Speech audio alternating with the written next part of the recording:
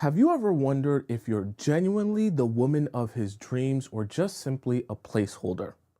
Isn't it exhausting going back and forth in your own mind, debating, does he really like me or is he pretending to like me so that I'll give him what he wants? Well, what if I told you there's a path to becoming the amazing, awesome woman of his dreams, but it's not in the way that you think? Which is why on today's show, we're going to be discussing how to become a dream girl instead of a placeholder. That way, you can let go of any fear and anxiety you've been having in your relationship with him and embrace the power that you've always. Let's imagine this, okay? So for point number one, fear is such an important part of addressing in order to become this dream woman. Because when you are a placeholder, understand placeholder also comes with a very particular mind state. The reason I say that is because when you are a placeholder, you're thinking to yourself, okay, even if I feel like I'm not getting what I deserve, need, or want in this relationship, I'm fearful of the fact or the possibility that my outcome would be not being with this guy, not having this guy, that my outcome would be me being alone. So this is part of the problem. When you're in a placeholder mind state, it kind of reinforces your reality of feeling like you're not actually getting what you deserve and feeling like you're not actually in the relationship that you want. The reason I drew out this visual here is because I think it's a perfect example of what you're going through mentally when you're in this state of fear. See, if your goal and your destination is to get into a healthy relationship, which I think that should be all of our goals in the Players Club, right? That's the place that you want to be in. And you're starting off here from your starting point, trying to get to here. There is a lot of things that need to be addressed in order for you to get to your place or what you consider success to be. The reason I drew this as a backpack on your back and I drew you with a nice little frowny face here is because this can be considered, right, weight on your back, obviously. Now, what type of weight am I referring to? I'm referring to the mental weight of feeling like, oh my gosh, I'm not going to be in a relationship with anyone if this guy doesn't choose me.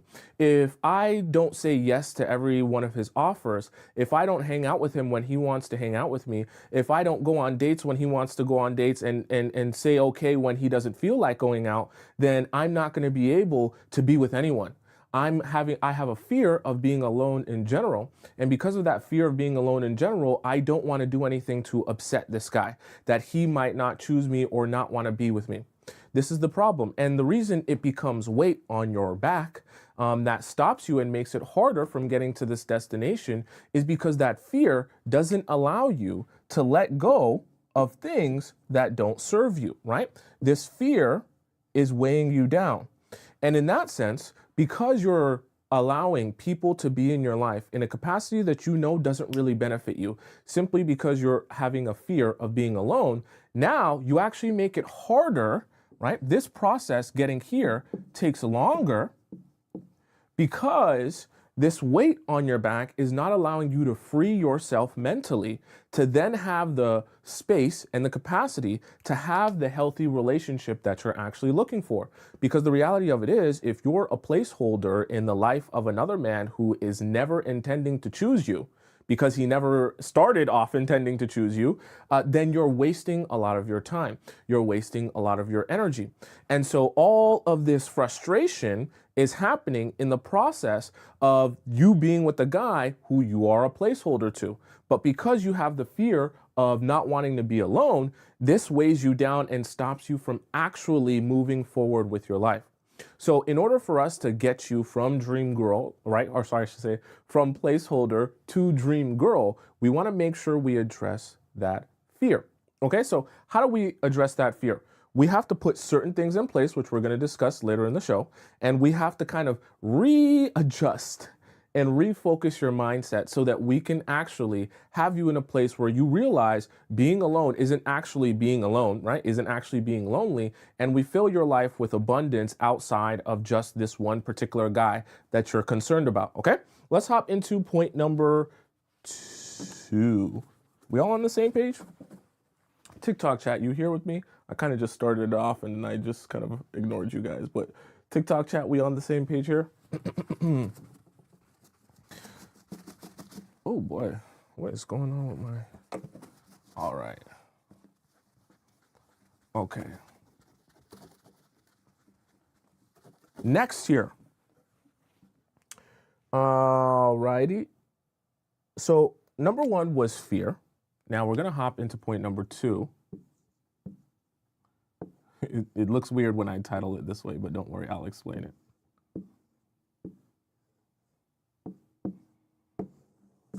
Okay.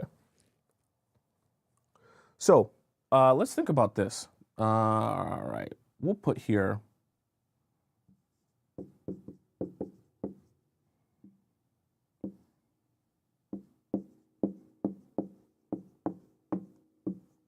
Okay, so for point number two, it's titled no, but for a specific reason. I want us to discuss, if you're gonna be a dream woman, okay? If you're gonna be the woman that he has been wanting to be with, right, for his entire life, that he has been imagining from day one, very important to make sure that you are understanding how to say the word no. And it sounds simple in theory, but if you think about it, right, and we discussed fear earlier on in the first point, if you have a fear of being alone and you have a fear of being lonely, then you're naturally going to say to yourself, okay, I want to avoid the possibility of being in a relationship, not being in a relationship at all. And so because you're constantly trying to avoid that possibility of being lonely, then you say to yourself, okay, well, I need to make sure I do everything in my power that this guy likes me. And this guy doesn't think that, he doesn't want to be with me any longer, that I make sure that this will end up working out in some capacity. So in terms of saying no, right, I want to kind of describe to you a little bit of a scenario, some examples of things you might have been saying yes to when you were a placeholder, and what we want to kind of transition you into saying no to if you actually want to be considered the dream girl, right? So, for example, he gives you the offer of saying, come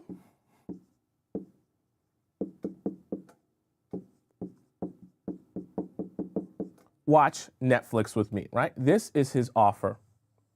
Your response was originally yes before, right? But now we're going to transition that response to being no. The reason for that is because we don't want you to be showing men, any guy that you're dating, any guy that you're talking to, that you are willing to allow low quality and low effort hangouts to be the standard for how he gets to have access to you, right? If you actually want to be considered a dream girl, then we have to take action upon that by showing him that you are indeed only spending time and energy in places where you're getting treated as such. If you're saying yes to being able to come over to his place and watch Netflix, you might be thinking to yourself, well, Tomisin, that's the only way that he'll ask me out. That's the only way that I'll get to see him. Well, perfect. Now we know this situation no longer serves you. Now we know this isn't the relationship or the situationship for you, right? So that's an example of an offer, right? Low quality that we don't want to allow, right? Here's another one. Right? So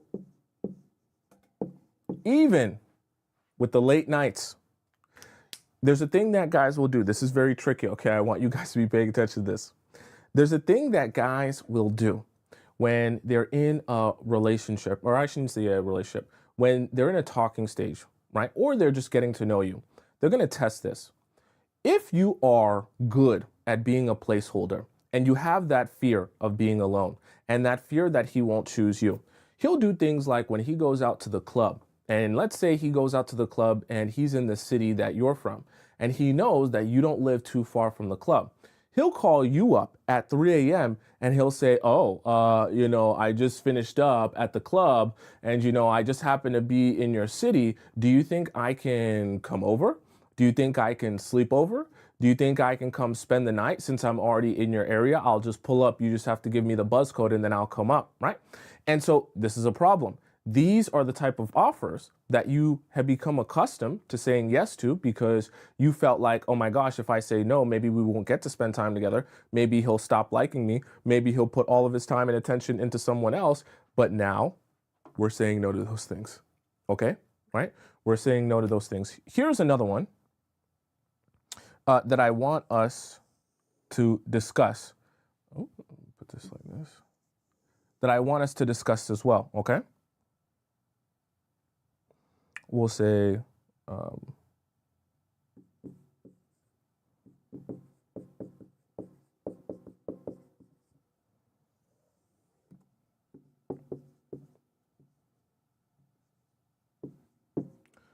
another one of these is low intention, okay? So you might be thinking, isn't low intention kind of like the come to watch Netflix?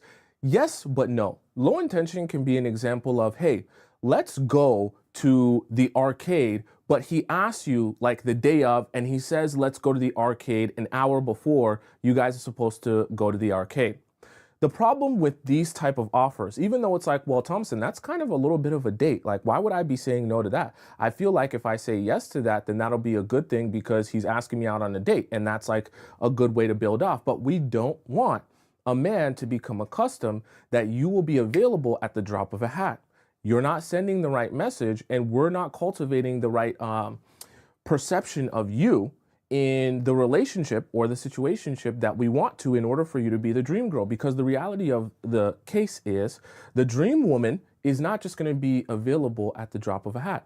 I'm not saying that he can't schedule a day to go to the arcade with you 2 days in advance or 3 days in advance, and then you guys both have time to prepare yourselves to go to the arcade. However, what we don't want is that he becomes accustomed to being able to ask you to go to the arcade the same day or just an hour before, that you will then scramble all your things and all your belongings to make sure that you are at the arcade when he needs you to be there, right? Or you show up in the moment's notice when he needs you to be there, right?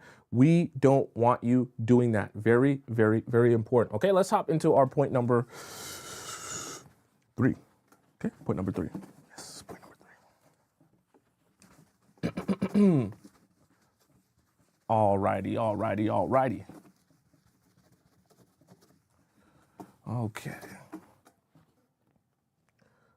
Point number 3.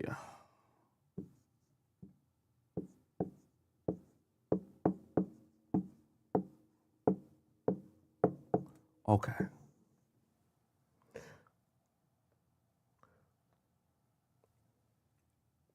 This is a fun visual, actually, this one. I like this one. So let's see. We'll have up here your free time, and we're doing a little bit of a pie here, okay? So we'll do like this. We'll have some here. We'll have some going here. We'll have some like this, and like that. Ooh, that's kind of even. Let's make it a little bit less even. So we'll have one like that. And then we'll have a small one like that, okay? So here's the thing. Point number 3 is to rebalance. What are we rebalancing specifically? We're rebalancing your life. We're specifically rebalancing your free time. See, in a week span, you're gonna have different things that you can do, different things that you would like to do, places you would like to go, people you would like to spend that time with, right? There's obligations that you'll have like work and school and all that other stuff. But then there's other things where you can kind of pick and choose your outcome and where you kind of want to go with it, okay? So this could be, for example, right, you can have in this place here, you can have hobbies here, you can have your, we'll say your girlfriends here. You can have your family here. We can even put here, let's say book time. We can put self-care here. These are all things you can spend your free time doing. But here's the key element. What we want to start doing when we're rebalancing your free time, we want to give, it's going to look funny, we want to give that man the smallest sliver of this free time that you possibly can. It's going to kind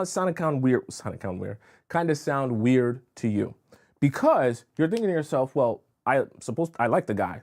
I want to be with the guy. I want to hang out with the guy. Why would I give him the smallest sliver of my time? What we're trying to do in this rebalancing process is we're trying to help you mentally get over the hurdle of feeling like you have loneliness if you don't have this guy in your life, right? We want to kind of rid you of that association that I am fearful of being alone. Because if I am alone, then my life's going to be boring. My life's going to be uninteresting. I'm going to have nothing. It's going to be depressing. What we want to remind you of mentally is that your life can be full, even your free time can be full of things outside of this guy. When we rebalance your free time like this, one, you're going to be a lot less disappointed when you don't get to spend time with him.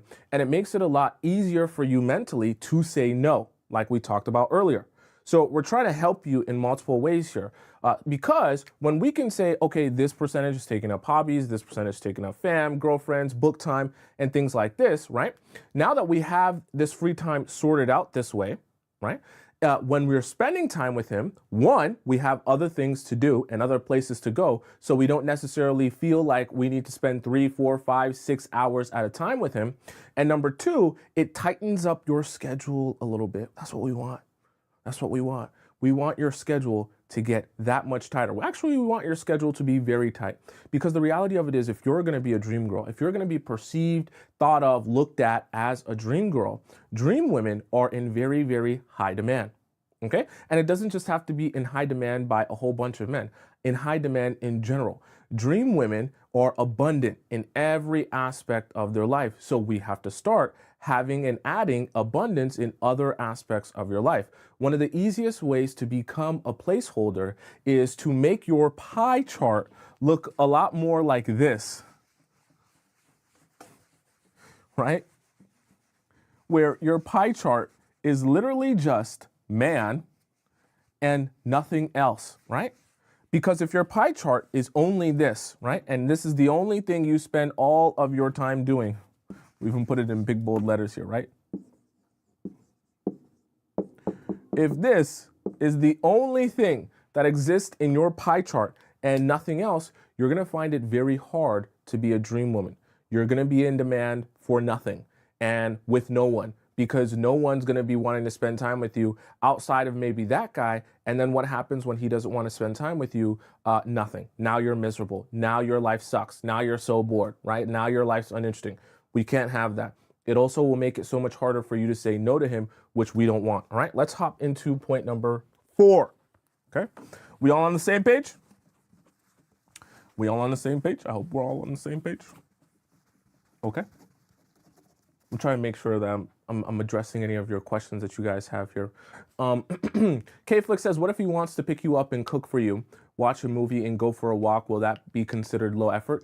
It's not considered low effort if he plans and schedules that, right? So we don't just want men to ask you out in general. We also want men to be intentional with them asking you out. Does that make sense? So when he asks you, he wants to cook for you and all that other stuff, you want to make sure that like he's actually planning and scheduling that ahead of time. Not just saying, oh, yeah, I just finished work, at 6 p.m. Maybe you can come over at 7 p.m. and then, I can cook for you. That's not the dynamic that we want to be having on a regular basis in your relationship with the guy, especially when you're trying to go from dream girl to placeholder, because it gives off the impression that when you come over at a moment's notice, that you were just sitting and twiddling your thumbs, waiting for him to send you a message that, hey, I actually want to hang out and spend time now, right? We don't want that. Let's hop into point number 3, or was that 3?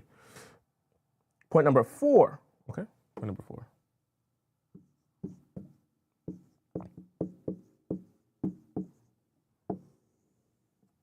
Okay, point number 4, let me draw this out and then we'll discuss. Okay. How did I do this? Oh. So this is another circle, but we're doing a circle for a different reason in this one. You'll see why. Why is this marker not dark?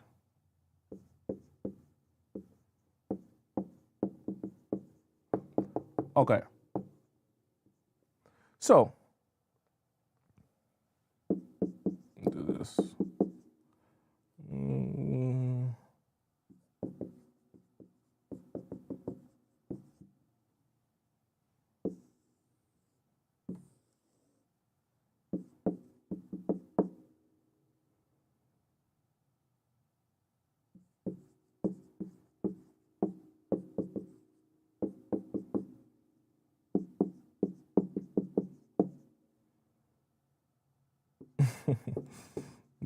Some of you guys love this. How do you spell memes? I think you spell it like that.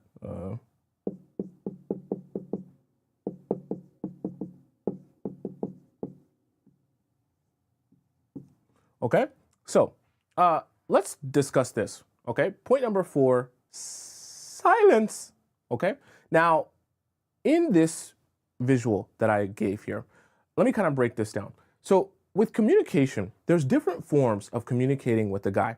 And especially when you start to build your relationship dynamic with the guy, there's going to become the regular ways in which you guys communicate. For everyone, it's going to be a little bit different or a combination of a bunch of these things, right? So I wrote a couple different examples of the ways you will communicate with a man throughout your relationship. Text, casual talk, memes, sending each other TikTok videos. We all love that. Jokes, FaceTime, all those different things that you can use in the process of your communication. Now, the reason I made this point about silence is because I want you, very important, you're going to become the dream girl now. This is going to be painful for you, which is why I preference everything that I said before to get to here now. This is your time to see for yourself where you actually stand and force a decision to be made. Okay, this is go time.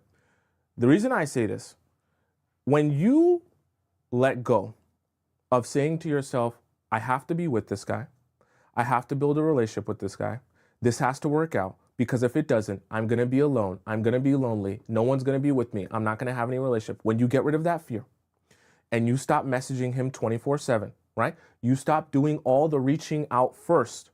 You stop doing your best to try and hold a conversation just for the sake of having a conversation, right?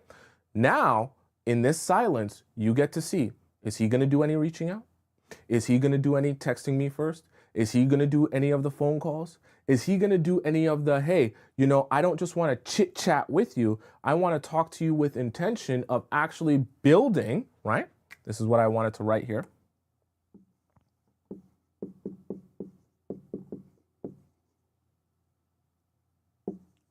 I'll just do it like this, right? I put building, but what I'm really discussing is building a connection, building a long-lasting, healthy relationship, right? This is the most important realization that you'll have in the process of transitioning yourself from placeholder to dream girl. Is he here to build with you, or is he just here to mess around, just here to waste time, just here to send you memes and TikTok videos? Because that's not going to cut it.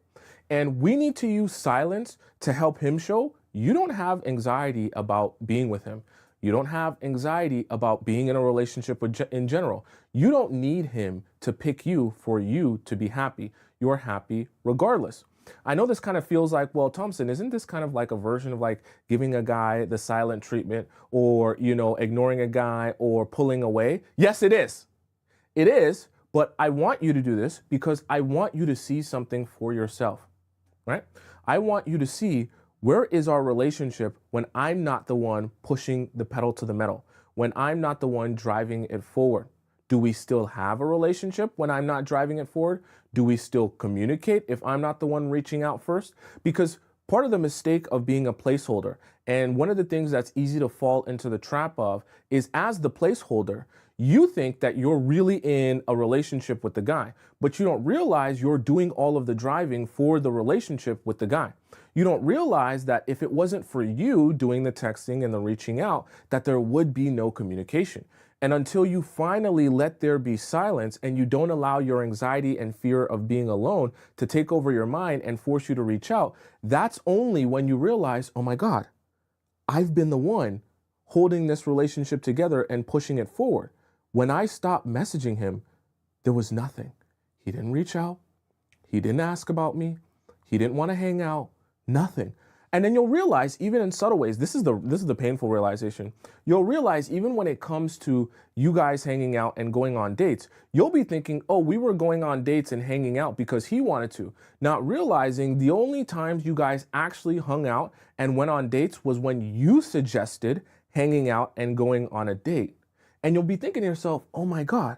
So every time we hung out, it wasn't really him wanting to hang out with me. It was me bringing it up, or me suggesting it, or me saying, let's go here or let's go there. And all he did was say, okay. But this realization, while it might be painful, is good to have. And it's good to recognize that, oh, I was spending a lot of time and energy in the wrong place. I was putting a lot of my time and energy because of my fear. I was putting a lot of that time and energy into trying to make this work so that the outcome wouldn't be I end up in no relationship. Okay, does that make sense to all of you beautiful people? All right, let me just make sure this is all good here. Okay, let's hop into our fifth point. Point number 5. All right.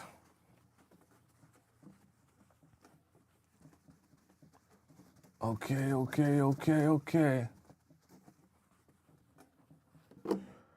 Okay, so for point number 5 here, this is like one of my favorite terms.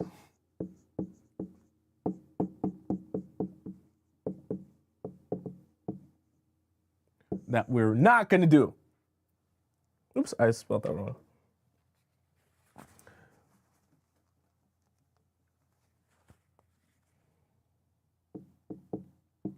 Okay. We're not going to do this ever, okay? So we'll have you here. We'll put you. I said put woman. We'll put you. Your soul is here. And then we'll put the man here. His soul is here.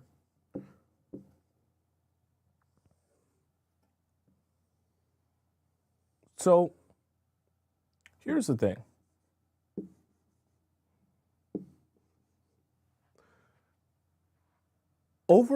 Point number 5 is about, is this point number 5, chat? 1, 2, 3, 4. Yeah, point number 5. Point number 5 is about over-explaining. One of the worst things you can possibly do, and it's it's a virus for placeholder women, and something you want to get rid of if you want to become a dream girl, right? Over-explaining happens when you are feeling like, oh my gosh, this relationship is slipping away from me. Oh my gosh, we're not on the same page. He's not showing me a lot of interest. This might not work out between us. I need to do saving here. In order for me to do saving, I need to tell him about all my feelings. I need to tell him and over communicate about what I want and what I need and what's not working, and tell him where I'm at and what I'm doing at every second of the day so that he understands this, right? A perfect example of this is, oh my gosh, he hasn't asked me out all week. And because he hasn't asked me out all week, I'm so worried that if he doesn't ask me out today, then we're not going to be able to hang out until 2 weeks from now because I have certain other things that I have to do. So I'm going to over-explain that, hey, you probably want to make sure you ask me out on a date on Friday because we're not going to be able to hang out for the next 2 weeks, and I have this to do and I have that to do, and I know you want to... Stop. If you want to become the dream girl, you have to get used to, one, saying no, like we talked about earlier, but even in the process of you saying no, denying offers, you want to get good at not over-explaining yourself. If a man inquires about you, if a man asks you a question, hey, what are you doing? Hey, where are you at? Hey, what are you doing next week? What are you doing next Friday? I want to spend time with you. I want to do that. Then you can answer the question. But what I don't want you to do is I don't want you to start feeling like, oh my gosh, I need to overcompensate for the fact he's not asking me anything by over-explaining all of these things so that he'll have all this information that he can then make a decision about hanging out with. Stop. This visual is because when men are ready to receive, that is the only time you want to focus on giving, right? You will get out of the habit, if you want to become a dream girl, of giving when men aren't ready to receive. How do you know if a man is ready to receive? It sounds very simple. He will ask you. Okay? I'm going to say it again. I'll put it on this side too. When a man is ready to receive, he will ask you. You will not have to be the one explaining yourself to a man who has not even inquired about you. Let me give you an example of that, right? So in the scenario in which Friday is not going to work for you and you guys aren't going to hang out on Friday because of an upcoming appointment or something that came up. And now he needs to go on a date with you on Tuesday because Tuesday is your only free day in the next week because after that you have a trip and then you have work and you have this and you have that. So now you're pushing to say, oh, since we can't hang out on Friday, just letting you know, even though you never asked me, just letting you know Tuesday is my most free day and I'm free at exactly 8:30 to 11:30. And that time we can go to the sushi space that we were talking about before. Stop. This is an example of giving men communication or explaining yourself to a man who has not asked you for that explanation. If something comes up on your Friday and you can't see him, you just let him know, I can't see you. Something came up. If he then goes on to say, can we hang out at a different time? If he then goes on to say, hey, I would love to see you again this week, or I want to reschedule with you, or whatever the case may be, then you do some communicating. I know it sounds very counterintuitive and weird because your therapist will tell you, but you should communicate all the time. In fact, you should communicate so much that your head explodes. Stop. Stop. Let men come to you. Let them ask about you. If you want to go out with a guy, let him inquire about when you're free first, then you explain your availability, right? Don't be explaining your availability to a man who has not inquired about your availability, okay? This is an easy trap for the placeholders, okay? You are so nervous and so fearful that this guy will forget about you. You want to remind him, hey, let's hang out here. Let's do this. Maybe me and you. Don't forget about me. Don't forget about this. Stop. Your life is perfectly fine if you guys don't hang out. You don't need to explain yourself if he's not inquiring. If he's not inquiring, that means he is not interested in getting that answer. So don't be giving men answers that they're not inquiring about. Okay? I know it's very tough when you like, trust me, I'm a human being. I know it's very tough when you like a guy, you're interested in him, you want to be with him, you want to tell him everything about you, you want to tell him and make it as possible and as easy for him to be in a relationship as you possibly can. You're not going to do that anymore, okay? Because as the dream woman, the men come to you, the men desire you, the men approach you with intention. If they do not approach you, if they do not inquire about you, you're not concerned with them. Not concerned in the slightest, okay? Let's hop into our point number 6. Are we all on the same page, right? Someone says, if we keep over-explaining and offering all the solutions, they don't have to work for it. Precisely. You're very smart. You're very smart. Okay, let's hop into point number 6 here. All right. Okay.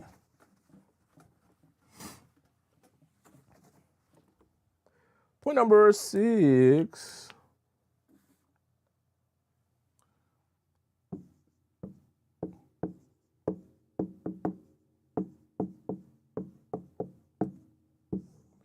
All right. We'll draw you in the middle here for point number 6. And then, so we'll do this. We'll have,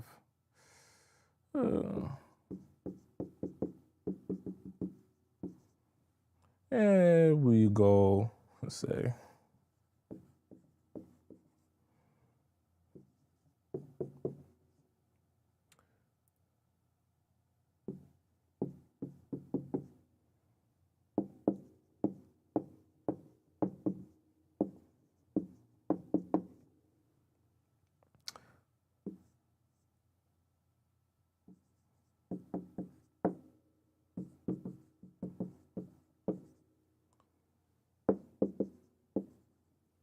I'm trying to think of as many as I can do. This is as much as I can think of, okay? So, let me explain what I just drew here for our point. So, point number 6 is about building your sources. Remember, we talked about this before, how we want to kind of shrink down the percentage of your free pie that free time pie, I should say, that a man takes up, any man that in your life, okay? Now, what we also want to do is we want to build up your sources. So this is going to require a little bit of exploration on your part, because what we're trying to do is, if you're unsure that, let's say we go back to the free time pie, and you're thinking to yourself, well, gee, Thompson, I'll be honest with you. When I start to think of the things that I would want to do with my free time, I can't think of a lot past hanging out with a man. I mean, yeah, me and my girls could go out to eat, but I don't know, restaurants are kind of boring. Are we always going to go out to eat all the time? I'm not really that close with my fam, or they live far away. It's not really a possibility for me. Outside of that, I don't know what I really enjoy doing. So this is where this point comes in. We have to start building up your sources. Now, the reason I call them sources is because these are all sources of happiness that we want to build up into your life. If we're not going to build up these sources of happiness, it's going to be very difficult for you to become the dream girl. Because if you're going to be the dream girl, we can't have a man over here being the only source, right? We want to make sure the man is just one of the many sources.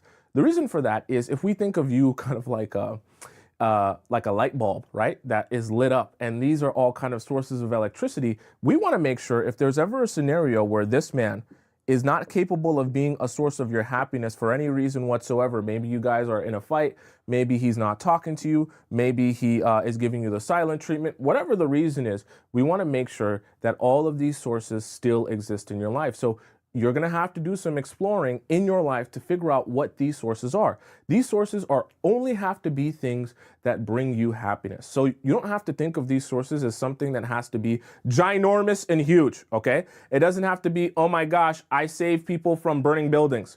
Oh my gosh, I solve world hunger.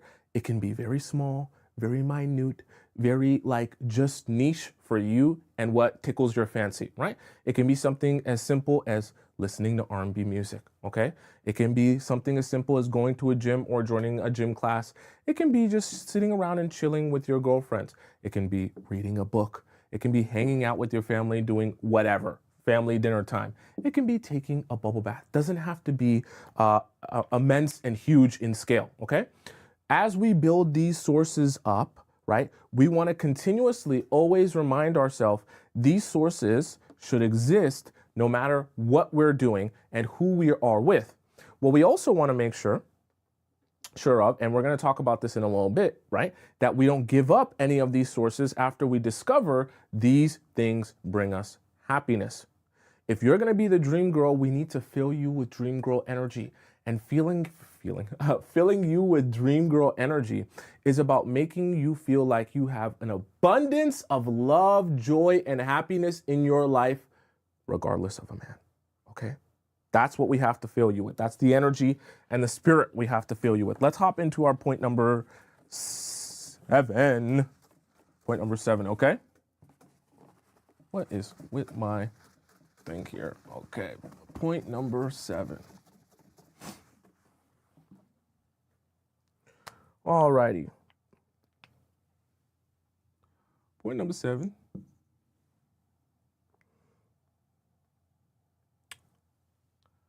Okay.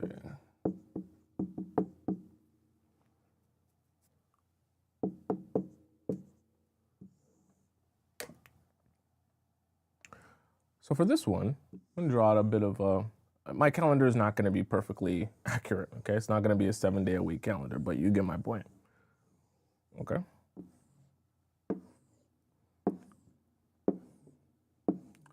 So we'll put here, right? In your,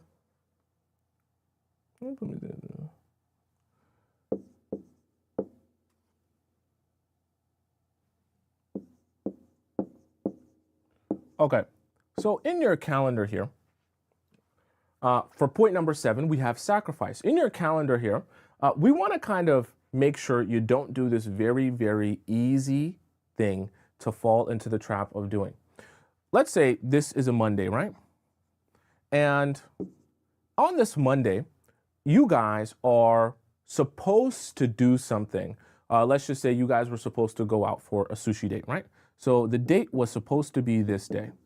Now, on, let's say, Monday morning, he sends you a message and says, yeah, you know the sushi date that we were supposed to go to tonight? I actually have to cancel on you because I have other arrangements. I have a work thing and all these other things. It's not possible for me to do the sushi date anymore. But, you know, Tuesday is tomorrow, and we could just go on this date on Tuesday instead. But the problem is, Tuesday, you were supposed to hang out with your fam. And remember what we just talked about earlier with building your sources and making sure that your pie is properly sliced out, that the man isn't taking up too much of a percentage of your pie. Now, on this Tuesday that you're supposed to go out with the fam, you're thinking to yourself, well, damn, I do really want to hang out with him. And I also know that I have work all of these other days, so much stuff to do. I'm not going to be able to make it, you know, all the way, right? So we'll say even fam here, all the way until literally next Tuesday before I'm going to have another free day. So if I don't say yes to him this coming Tuesday, which is going to be tomorrow, I'm going to have to wait a whole nother week before I get to see him in person. So then what do when you're a placeholder? You say, you know what, fam? I love you, but you guys can wait. I see you all the time. I spend so much time with you. I've seen your face plenty of times. We'll still be fam, even if we see each other next week instead of this week. So you cancel on your fam so that you can go out on this date with this guy the next day, even though he canceled on you on the Monday. You will never do that ever again as the dream girl. Never again, never again. You are not in the business of sacrificing. See, remember, we talked about your sources and we talked about building them up. You will not put your sources to the side to then capitulate to now the man's needs. I'm not saying you don't spend time with the guy. I'm not saying that it's a crime to be happy to spend time with him and be around him. But what we don't want is we don't want you starting to cancel these things out of your life in order to make spending time with him easier. What should be happening as the dream woman? He is the one adjusting his schedule to get and gain access to you. Let me say it again so you don't forget. What should be happening if you are the dream woman? The man that is dating you should be the one adjusting and changing his schedule to be able to get access to you. Because the whole purpose of him dating you and trying to get to know you, when a guy comes up to you and says, I want your number, I want to get to know you, he is the one that should be making the sacrifices for time and energy to be able to say, because I want to get to know you, I'm going to move around my schedule so that I can be free for the days that work for you. I'm going to make sure that if I have a particular thing scheduled in my life, a particular event that I'm supposed to go to, that if I know I really want to see you and I really want to spend time with you, I move things around to spend time with you. I know it sounds a little bit, well, Thompson, isn't that kind of one-sided? Yes, it is. But we want the beginnings of your relationships to be one-sided, not 100% one-sided, but we want it to be majority him driving things forward, okay? If you're the dream girl, a man should be driving things forward. Make no mistake about it. I know that we're in 2025 and you're supposed to be a strong, independent woman, but if you're the dream girl, the men are driving things forward, not you. If you're driving things forward, that's how you become a placeholder, okay? Let's hop into point number 8, all right? Someone says, I play softball every Tuesday and turning down Tuesday night dates to say I'm shooting pool. Then they always want to play with me on a date later in the week. It's perfect. It's perfect. It's perfectly fine. And it's a great, see, life is a really interesting game because when you have things to do and a man actually asks you, hey, are you free today? Or can we hang out today? And you actually have things that you were supposed to do that day, so you actually can't hang out with him. You're showing him firsthand that you're in high demand, not just in high demand by other men, but high demand in general, and that you have a life. That in itself is more attractive to people. So when people always say, oh, but it's like playing a game, it's playing a game, why do we have to play games? You don't have to play games. But if you set your life up in the right way and you build the right foundation in terms of being the most attractive person you can be by filling your life with abundance and things to do, then everything kind of works out and fits into place how it's supposed to. Okay. Point number point number 8. That's point number, is it? Yeah, that's point number 8. Okay.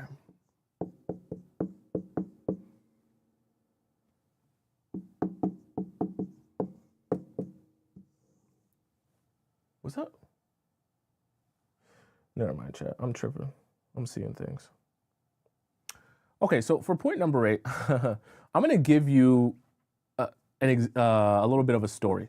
So I want you to answer this because the story is going to end with a question. Okay? So,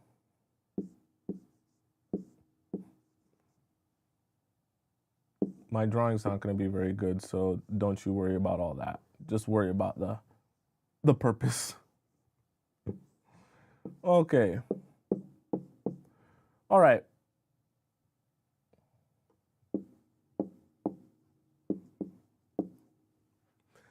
So let's imagine in this scenario, for point number 8, it's about being efficient. I'm going to explain this in an analogy story.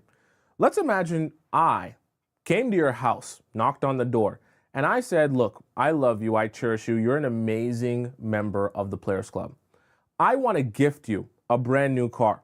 Tell me in the chat, what is your favorite brand of car? What car would be your dream car that I could give you, okay? I come to your house and I say, I'm ready to gift you a brand new amazing car. This is your car that you can drive. It's paid off. Even the insurance is paid off. You don't have to worry about a damn thing, okay? Now, as I gift you this dream car, when you first hop into it, you're like, oh my gosh, right? That first drive,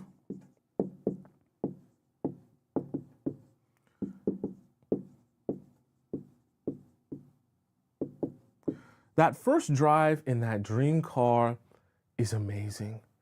You sit around and you're looking and you're like, oh my gosh, this is really my car, right? Some people said Porsche 911. You guys, some of y'all know cars, okay? Porsche 911, Rolls Royce, Burgundy matte G-Wagon, okay? I want another Mercedes, okay? A Bugatti, a BMW X5 SUV. You guys are on, you guys know exactly what type of car you got. Oh, okay, interesting. Tesla Roadster, okay, interesting. So let's imagine, right? That first day, driving that new car is amazing. And you can't even believe that this is your life now. And like, you can't even believe you're in this car and it's really yours. Now, let's imagine the same new car. I said, yeah, I'm giving you this new car, but secret, I didn't tell you, okay? We're friends. I actually gave you this new car because I felt really bad about the fact that you no longer have a place to live. Yeah, you now have to live in your car for the next 2 months because something happened to your place and now you can't live in it. Let's just say hypothetically. And now, instead of it just being a first drive, you're going to go 2 months in this car. Okay? Now, what happens after that first drive? Okay? First drive's amazing. You're all over the moon. You're like, oh my God, this is the best car since everything. I can't believe I'm even in this. First week, amazing, awesome. New car smell, everything's awesome. Then we get into the first 3 weeks. And you're like, yeah, this is still a great car, but now you've been living in it for 3 weeks. So there's a couple of papers here and there. It's still kind of new, but maybe it's not the best thing ever. You're getting used to it now. Then we get into a month and a half in the same car, living in the same car. And now you're kind of thinking to yourself, I kind of wanted to see other things than just the inside of this car. And by the time we get to 2 months of you having that car, what was once the most amazing first drive, you're kind of like, damn, I want to go anywhere else but be in this car. Like, I want to be anywhere else but in this car. I'm tired of this steering wheel. I'm tired of this leather. I'm tired of this. I'm tired of these. I'm tired of everything. I don't care about the color, nothing, right? And it's amazing how something that was once a dream for you becomes very mundane, even annoying after a while. So why do I bring up this point in this story? Because this can be the same thing with you if you make this same mistake. Do not, I'm warning you, do not be the, oh, let's just sit around and chill and relax girl. Gonna tell you again. Do not become the let's just sit around and chill and relax girl. I'm not saying relaxing is a crime, okay? I'm not saying when you get a husband and or you have an actual boyfriend that it's a crime for you to sit down and relax with your husband or boyfriend. What I am saying though is when you're dating a man and you want him to see you as that dream woman, the more mundane you become, right? You become more and more like the live-in 2-month car.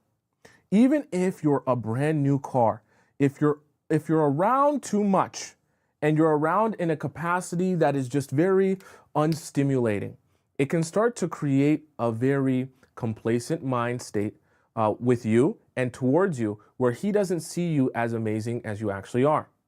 Which is why you want to be very strategic about how you show up in a man's life and how long you show up in a man's life. Do not make the mistake of overstaying your welcome. Do not make the mistake of being around so often in a capacity that's like, oh, we're just chilling around and just eating snacks and watching movies. Trust me, even if you were the baddest bee alive, even if you were a Victoria's Secret runway model, if you go over to a guy's house and you eat chips and snacks and watch movies with him for long enough, he will begin to not see you as a supermodel anymore. He will begin not to treat you as a supermodel anymore. He'll begin to see you as just another girl and treat you in ways that you never thought possible because you thought you guys would only worship the ground you walk on. So I'm saying this to help you understand anyone can make this mistake, right? So why is this point titled being efficient? Be efficient with your time and your energy.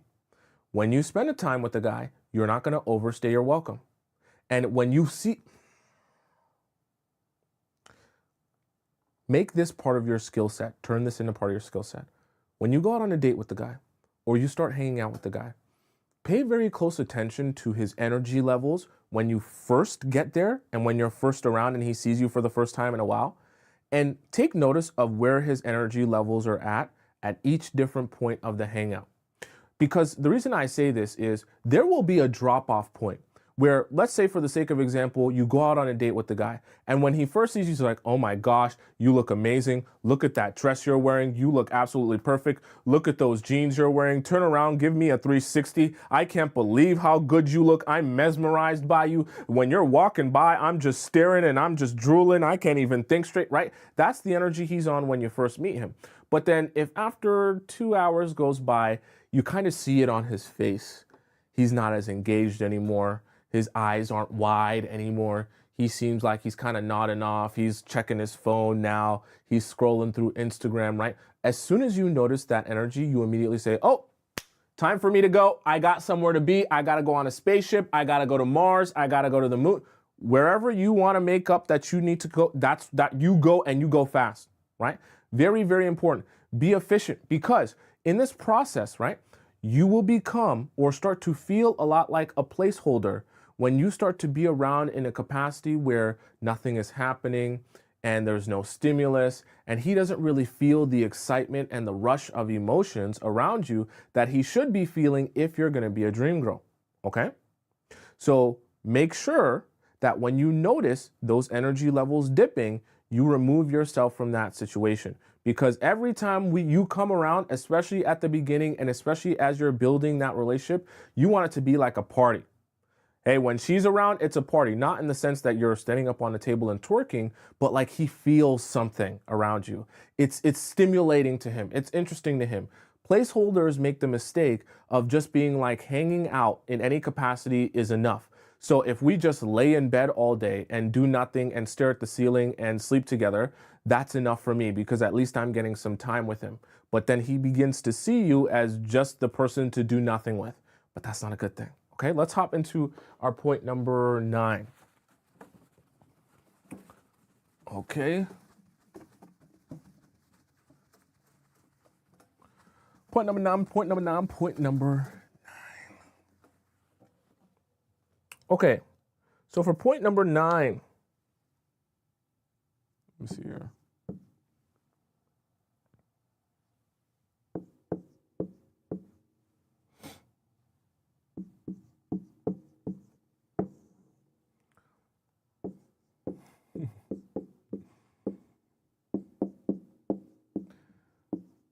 These are just funny questions too. They're funny in a weird way.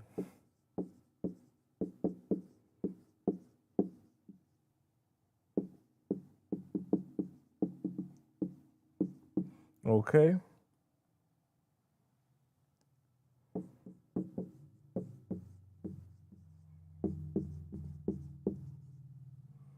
Let me spell this right so the spell police don't get me.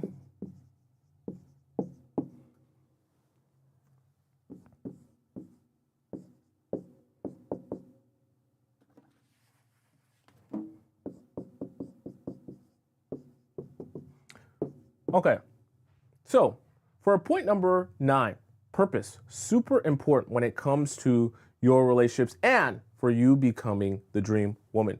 You are not going to be around in just a chill capacity anymore. You are going to be efficient with your time. You're also going to be very purposeful with your actions. So when you're around a guy, when you're spending time with a guy, you need to be asking yourself on a consistent basis these types of questions. Why am I here? The reason I say this is sometimes you can get into the habit of just hanging out with the guy, but not really thinking to yourself, like, what is actually the reason that I'm here? Is it because we're building something, or is it because I'm lonely? See, it's okay. Here's the thing too, right?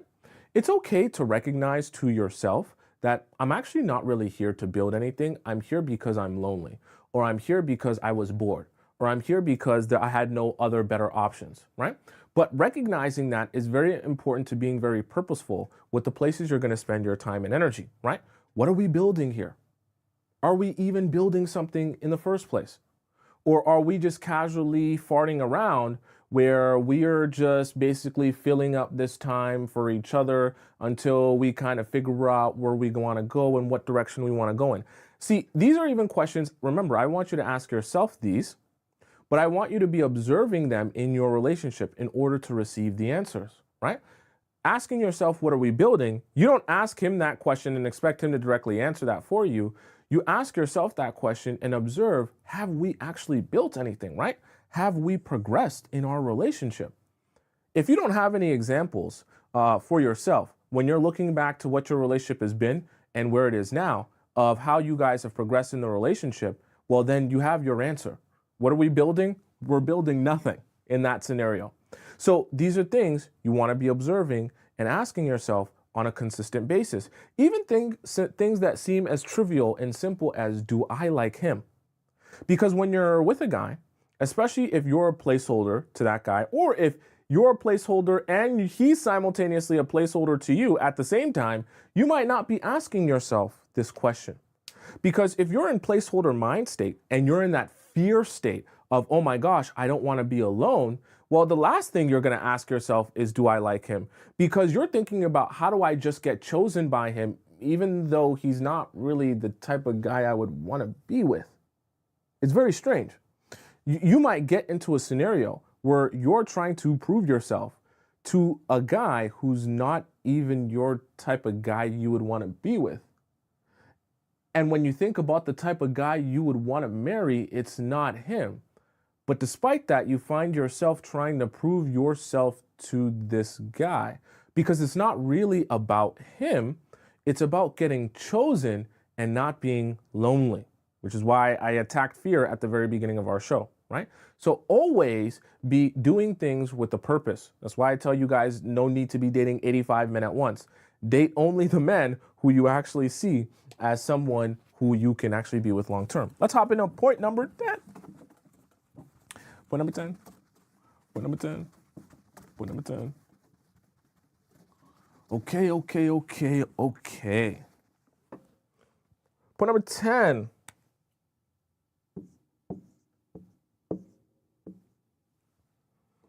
All right. I'm tripping.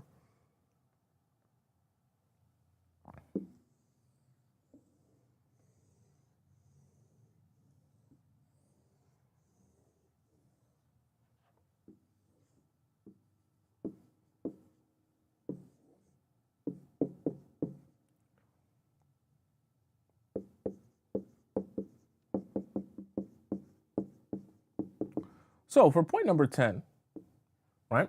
Point number 10 is about growth. Now, this is such an important part of your relationships that you can't neglect ever, ever, ever, ever, ever, ever, ever, okay?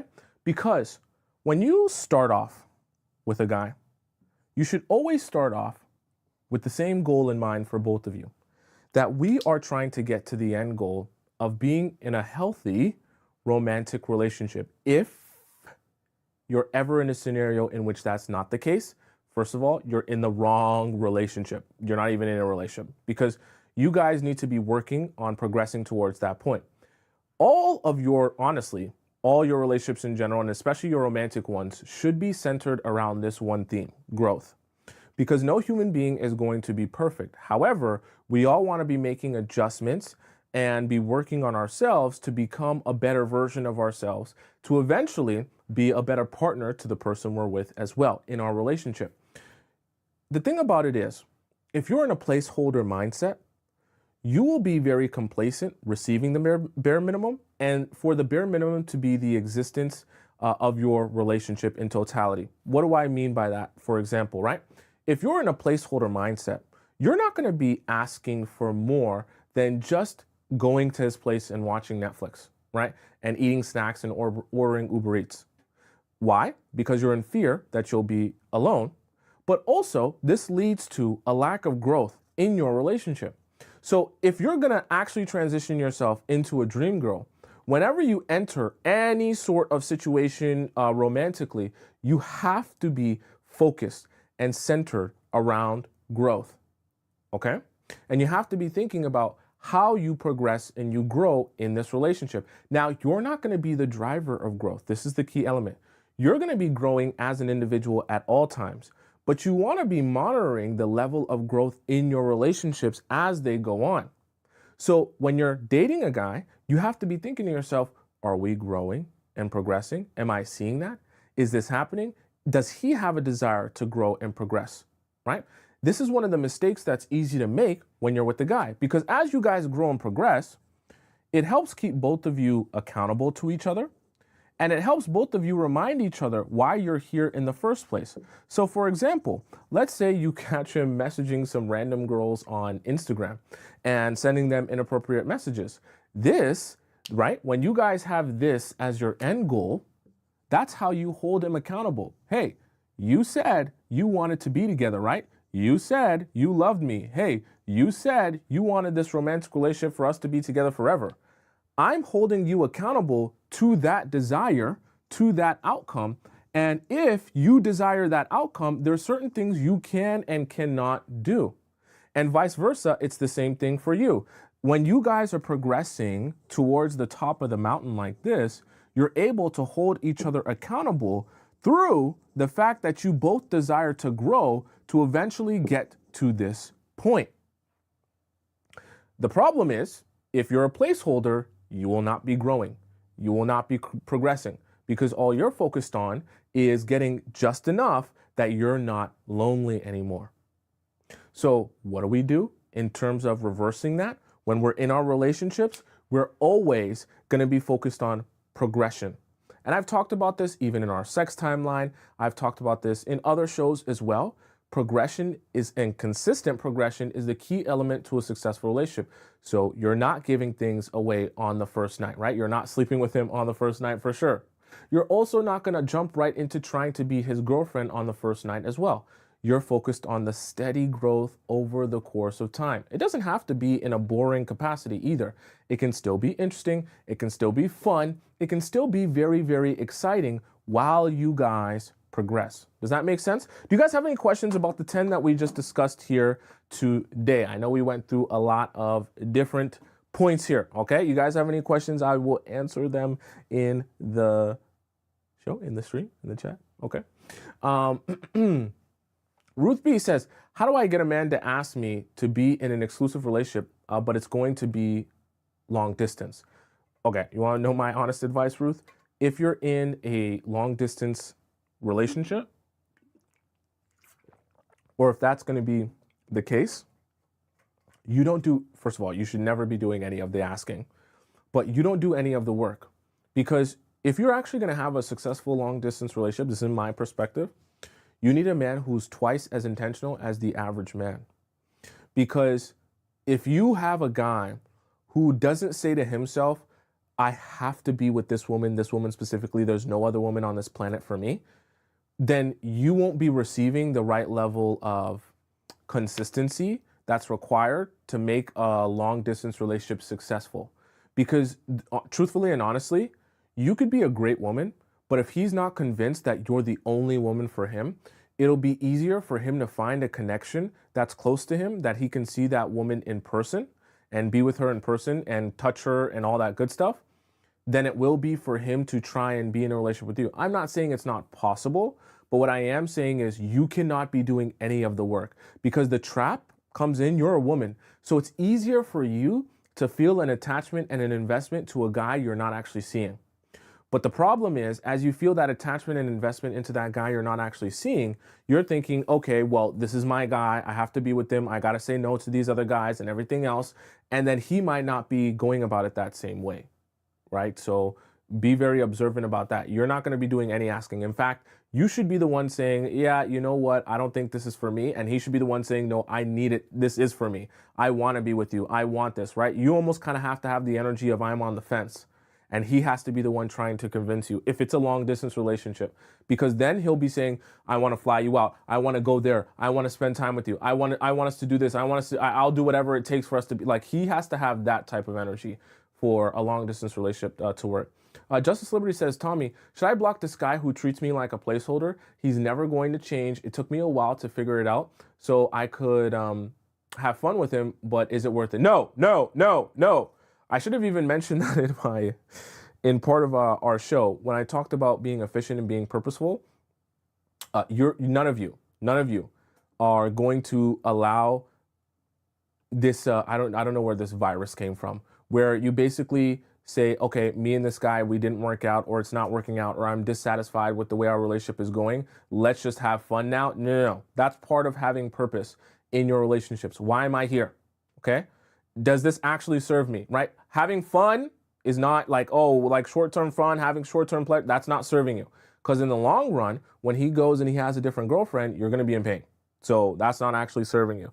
You have to be very purposeful and efficient with your time and energy. No ifs, ands, or buts about it, okay? Nicole Cottom says, donates $5 in the YouTube chat. Thank you so much, Nicole. I appreciate that.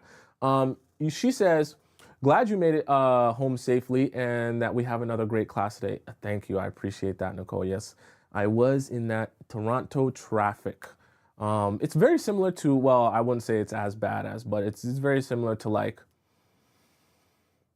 Atlanta traffic.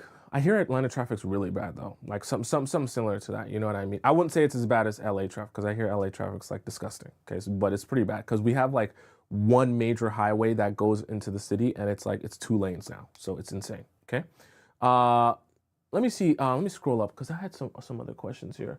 Let me see here. Someone says you have to be careful with advice online. Not everything pertains to you. If you guys are in a good relationship, don't mess it up by trying to change anything else. Yeah, I would agree. You know, not every single point that I'll make will apply to every single person in every single relationship. You also don't want to self-sabotage by thinking you have a bad relationship when you actually don't, right? Because in some cases you might not be going through those things, but you just have major anxiety, and you might be thinking to yourself, maybe I have this horrible relationship as well, right? I don't want our shows to become a way to like bring fear into you. I just want it to give you knowledge that you can then feel to yourself, okay, now I know what to look out for, or identify, oh, like I'm actually in this scenario, like this is actually me, right? But there's a fine line between that. And Jay says, what if he says he wants a family, but is not showing up as a family man, meaning he thinks singular and likes his space? He has a daughter though. Well, so you can never listen to what a man says. You want to listen more to what he does. So if he's showing you he doesn't really seem that ready for a family, then take that as your answer, right? Don't worry about what he's saying about being a family man. If he doesn't seem to be very family oriented, or, you know what I mean, caring about more than just himself, right? This is why I say the best way to get to know where a man's head is at is to ask him questions about himself and what he wants and desires for himself. For example, when you ask a guy, hey, what do you want for yourself for the next 5 years? He's like, oh, I just want to travel. I just want to focus on me. I just want to do me. I just want to, enjoy what life has to offer me. Like, that's not a man in the headspace to be giving a lot. That's a man in the headspace of just, like he said, seeing what life has to offer and give to him, which is fine. But most of those men are not going to be prepared to be tied down in a relationship, which you don't worry or concern yourself trying to force a man who doesn't want that to be in a relationship. Amanda says, I'm 26, Tommy. Should I put up with the 24-year-old boyfriend who doesn't plan dates but provides financially and pays my bills? I would say no. Now, there are content creators that will say yes to that question, like, oh, don't worry about it, just go out and have your own boyfriend or whatever the case may be. But I'm not one of those people. I think that even if a guy's gonna pay your bills, I think you still should be able to have love and feel love in your relationship with that man. So I feel like that's a scenario in which you go and find you a new man, because I don't think paying your bills is an excuse to be miserable. Because after a while, when your bills are paid, even when you have the Chanel large flap or big flap or however, classic flap, however they call it, you will still be unhappy at a certain point, right? Because the money will just be money and the items will just be items. It's not going to affect you're still going to be miserable, right? So we don't want that for you. Passy says, what if you're too unfixable, bone structure, ugly for guys to desire you enough to be this intentional? Okay, Pazzi, I'll tell you something that some of you may not realize. With men, I'm a man, right? Right? With men, we have many different preferences. So I know that when you see a billboard, you start to think to yourself, like, there's only one preference for men. But truthfully and honestly, there are different preferences for different types of men, like all around. There will be some men who literally prefer their women bigger. There will be some men who prefer their women more slender. There will be some men who prefer their women to have more ass. There will be some men who prefer their women to have more yitties. There will be some men who like blondes. There will be some men who like brunettes. Like, you can't get into your head about the fact that, like, oh, I'm unattractive and no man will ever find me attractive. Now, obviously, there's a limit to that, right? You have to take care of yourself. You have to actually try in terms of your appearance, right? You have to actually, you know what I mean? Look presentable. But once you try to be the best version of yourself, I promise you, like, there will be men that find you attractive. Like, you don't even have to, trust me, don't overthink it where you're thinking to yourself, you can't possibly be attractive to men. Most of you, like, from my understanding, majority of the women that are in the Players Club and join it, you guys don't have a problem, you girls, I should say, don't have a problem attracting men. That's not really your problem, right? You're not unattractive women. The problem is just the way you might go about a guy you like a lot is very different from the way you go about a guy you don't like. So because your problem would be the guys you don't like are all over you, they're in your DMs, they're hungry for you, they're begging to go out with you, but you don't want those guys. But then the guys you do like, those are the guys ignoring you, giving you the silent treatment, pulling away from you. And so it becomes very frustrating in that sense. That's honestly, from my understanding, that's where most of you are at. So don't get too down on yourself thinking that it's an attraction problem. When you start working on yourself and you build that confidence within yourself as well, you also become energetically more attractive to people, because girls can have aura and riz as well, right? But so it's also about the confidence that you carry within yourself, not just about the dump truck that you carry. Someone says in the TikTok chat, hi, what do you do now as an ex of 3 years have resurfaced, entertain him as friends or ignore him? Why would you entertain an ex of 3 years ago as friend? Why would you do that? Tell me, what would actually be the purpose of that, Miss Norky? Like, what purpose would that, remember, we just talked about purpose in the show. What purpose would that actually serve you? That's the answer to your question. So let me see the next. Oh, by the way, for any of you who asked me a question and I didn't answer it here in the show, or it's just really long and detailed and extensive, you can send me in a private question by going to the link in my bio on TikTok. Or if you're watching on YouTube, go into the description on YouTube and click where it says private relationship advice. You can submit a question to me there, type it out, put all the details that you want, and I'll respond with a voice message back to you. And if you missed any of the points that we discussed, you can see them all on my YouTube channel. For those of you who are watching on TikTok, where you can get all the points that we discussed there. Someone said something that I didn't want to address. Oh, it was Pazzi. She said, I have the body and the skin routine down and my personality, but my face is, guys tell me stuff like, you should get plastic surgery. And when I get a boyfriend, they always cheat on me. Well, Pazzi, this is another thing. So I don't know if you've ever watched the show. It's not called Major Home Makeover. It's those shows where they like take someone and then they make someone over, like they redo their look, and they just take someone that didn't look as good and then they make them attractive, or whatever the case may be. I can't remember what the name of the show was. But here's the thing. Even in your look, you might think to yourself, right? Because that's pretty crazy for guys saying that you should get plastic surgery. You might think to yourself, oh my gosh, there's something wrong with me. But you might not realize you just haven't properly found your aesthetic. I'll give you an example of what I mean. There's scenarios where a woman might be like, oh my gosh, I have the hugest forehead ever. I'm never going to be able to get rid of it. It makes my face look so disproportionate. It throws off everything on my face. I can't get guys. My forehead's so shiny. My forehead's so huge. But then it's just like they just now change their hairstyle where naturally they regularly wear bangs. It covers their forehead. It goes to their eyebrows. And then boom, all of a sudden, right, with their face shape, and with the way that they look and the way their head's structured, the bangs makes them like a brand new person. And all of a sudden, the thing that wasn't working before, all of a sudden now they're an attractive person just with one small fix. So part of maximizing your attractiveness as a woman, as a person in general, you just have to do a little bit of tweaking and figure out, okay, what's my thing? How can I adjust this? It's not all about, oh, I have to go out and get plastic surgery. Sometimes you just have to play around with your look a little bit. You have to experiment a little bit and see what works for you. You might have light eyes, and wearing your hair darker makes your eyes pop and does something to your face shape and structure that works for you, right? For you as women, right? I'm obviously a man, so it's hard for me to get into aesthetics as well as you'll be able to.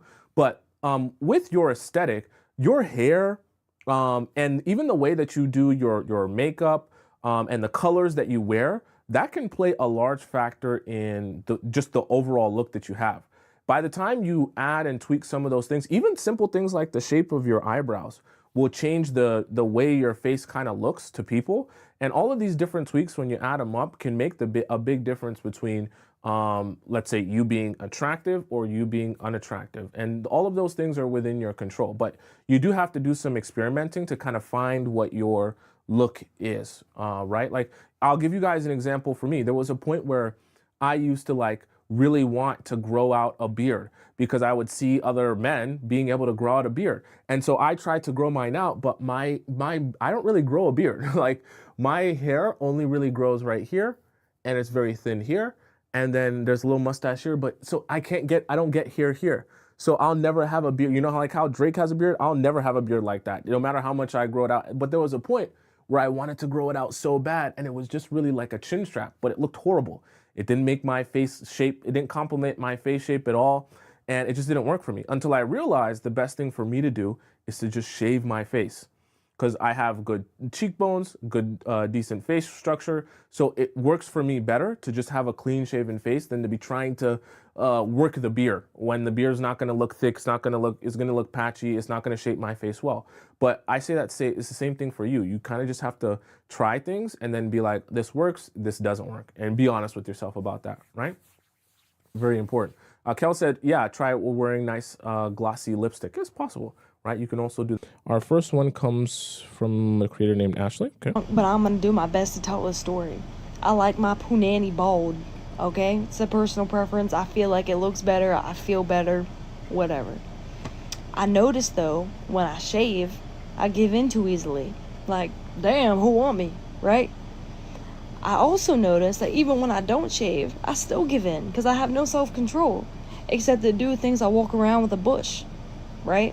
So the guy I liked at the time texted me and he's like, hey, you want to come over? I'm like, I'm not doing anything. I'll text you when I'm on the way. So I hop in the shower. Why are you hopping in the shower, bitch? We are already not off to a good start. I'm I'm in a shower, I look down, I'm like, well, I can't shave, because then I'm definitely giving in, but I can't not shave, because I'll probably still give in, but he'll think I'll have a bush, right? So I shave half of it, right down the middle. Grassland on one side, bald on the other. Dumbass. I'm like, my draws are staying on tonight, he ain't looking at this. So we're watching a movie, and we're watching a movie, I'm like, ah, shit. Ah, shit. You not a changed woman, you a dumb one. He looks down, mortified as hell, I might add. He goes, what's this? I ain't ever seen anything like this before. What's going on? I get real defensive because I'm embarrassed. I'm like, what are you talking about? Like, I'm trying something new. Looks good. Other women do it too. I'm drunk, but I'm going to do my best to tell this story.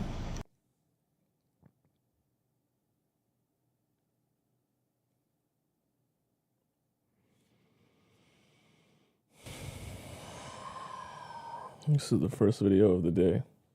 It's the first video I did. I didn't even get a chance to put my glasses on. It's the first video of the day. And she's got a half bush. And I talked to you guys, about self-control, right? And self-respect. But like really, in all seriousness, you want to set yourself up for success, right? So it's almost like a gateway drug. Sex can be like a gateway drug, trust me. You can't even allow yourself to make a bad decision if you know that you have very little willpower. So the real way to combat this is not by saying, I'm going to shave half of my bush, and that way there's no possible way I'll take my pants off, because if I shave half my bush, there's no way. The real way to combat that is don't even go over to his place in the first place. Like, are we on the same page? Because you have to recognize, like, when you're in the moment, it's the hardest to actually remember everything that you were practicing, everything that you wanted, everything that you've been working for when you're there. If you can just set yourself up for success, you make it a lot, you make the pressure on yourself in the moment a lot less. So for example, if you're not even at his place in private, where you guys don't have anyone around, there's no one watching you, where you can unbuckle your jeans and take them off. Now, all of a sudden, if you're in public or at a picnic or at a whatever, it's a lot harder to do that than if you're at his house, in his bed, on his couch. But that's why I say it starts, if you're really serious about turning your life around, because, hey, we've all been there. But if you're really serious about turning your life around and like sticking to your guns, so to speak, it starts with the gateway drugs. And the gateway drug can literally just be entering his house. Because some guys even, right, you might say, well, I have good willpower, but then you might also meet a guy who's a slick talker. Then you might also meet a guy who knows how to touch you. Then you might also meet a guy who really knows how to kiss. Now you're like, oh, Tomisin, I had these rules, but you didn't see how he was kissing me. You didn't see how he was touching on me. That man, he must have learned something different. He had a spell. That's why you don't even go into his house.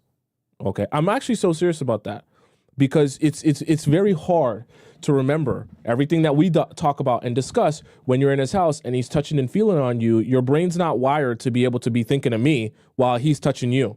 You're thinking of what's going on there, and you're forgetting all the stuff that you've been working on. I'm so serious about that. So you have to like nip it in the butt by not allowing yourself to even get to a place where it's possible to happen. You know what I mean? Hey, I just wanted to come up and say that have you ever met someone who finds an entire race unattractive? Like, I'm talking to my homie about this shit, and what he told me making me look at this man differently. We're talking about what race have some of the baddest girls. I say black, he say Latino.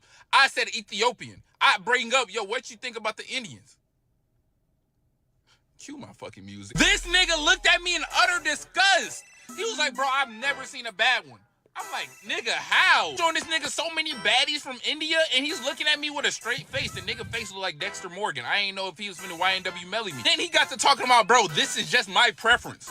Hold up, jackass. You ever thought, I don't know, that you might be racist? Have you never seen Simone Ashley, my nigga? There's no way in hell you can call any race completely chopped. That is no such thing.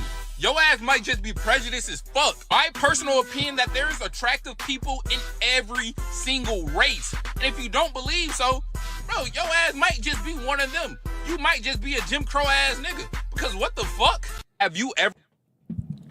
There's attractive people in every race. I agree with that. I don't think that that's a lie there. Everyone has their preference. I think if you meet someone who feels that way and you're like, oh, that's a turn off for me, that's a nick for me, then just don't talk to that guy. But, you know, I personally think that there's beauty in every race. I don't think that race really kind of affects beauty. Do you ever treat or spoil James? I might buy him a crumble cookie every now and then when I order mine. Sprinkle. I might get an extra cupcake every now and then, you know. I might leave some Oreos hanging around somewhere. You know what I'm saying? I might get his favorite flavored chocolate cake when I order groceries online. You know what I'm saying? Maybe, if he acted right. Okay, so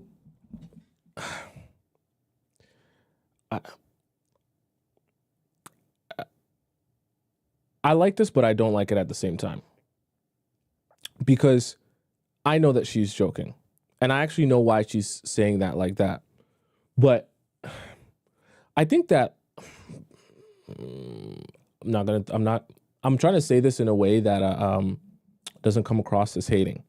But I think that it's very important whenever you're trying to like teach or advise people that, especially with relationships, like you also give them a little bit of the real in real life.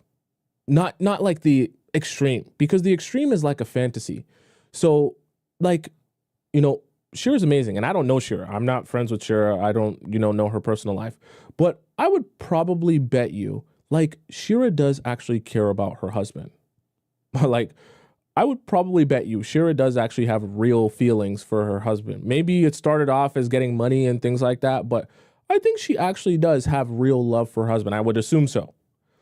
The part that I just don't like is that, I hope, I haven't watched enough of her stuff, maybe she does, but like she has to remind the audience that, like, they still do have a relationship and she does still care about the man.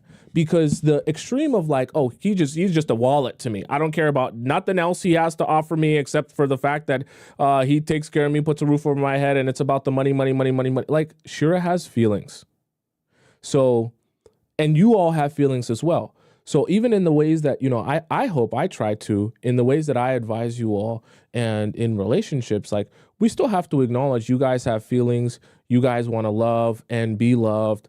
And so I try to work with that, because my expectation of you to be a robot and for you to only care about money or you to only care about a man, like, that's not realistic. And yeah, I get it. She's just telling a little jokey joke, but I do hope she also shares, the ways in which in their relationship, like, she does also do things for him, because I think that a good, healthy relationship with like a real man who's not just getting taken advantage of is also gonna, it should be give and take. Like, both of you should be giving to each other. Now, I'm not saying give to a man who isn't doing nothing for you, but I'm saying as your relationship builds and becomes more consistent and that man is your boyfriend and then eventually your husband, like, yeah, like, you doing for your man, there's nothing to be ashamed about in that sense.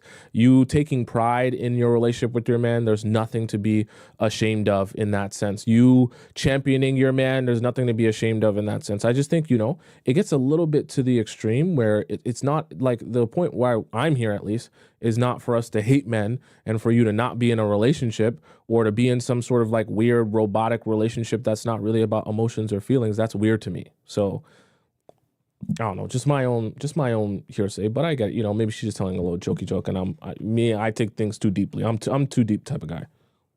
Hey man, I have a question to ask, Bud, if you don't.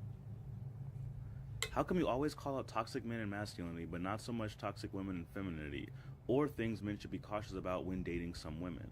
I'm genuinely not trying to be an ass, just asking. Let's talk about it. So I've made videos on those topics. I've answered this question before, like this video or this video. I think people are underestimating how long I've been doing this and how many videos I've made. Several years and several hundred.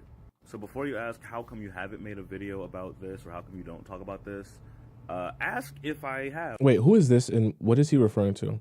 Someone's gonna have to send me like an understanding of what this is referring to. I have no idea what context he's referring to. This is just sent to me.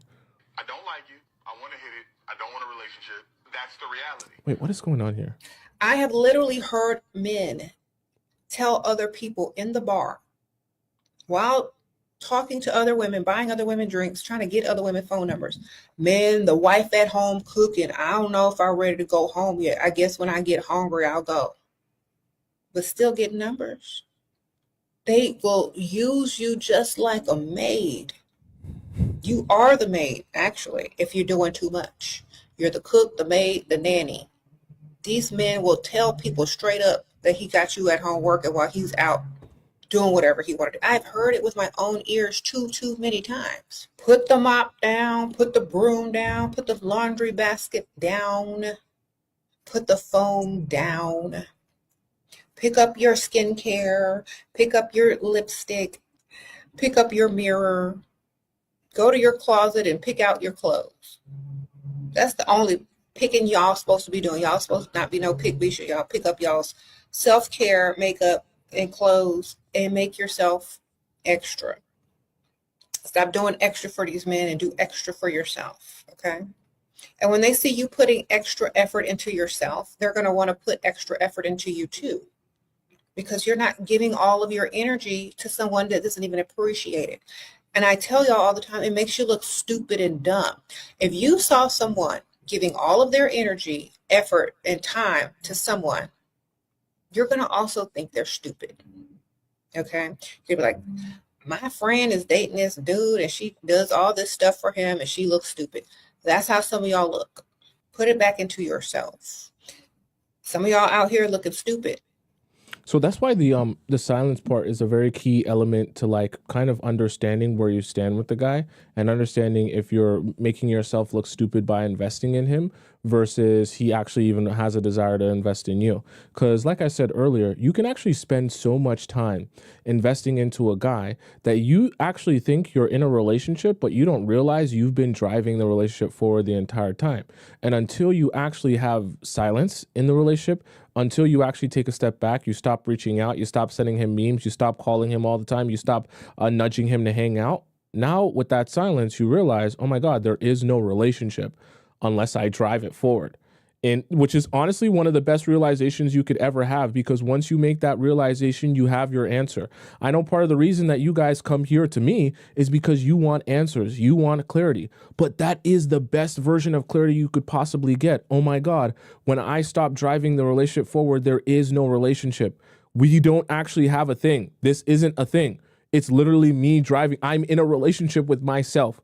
When you realize that, then you can say, oh, I just move on. I don't need to ask him for clarity. I don't need to ask him if he likes me or if he this or if he that. No, I've been in a relationship with myself.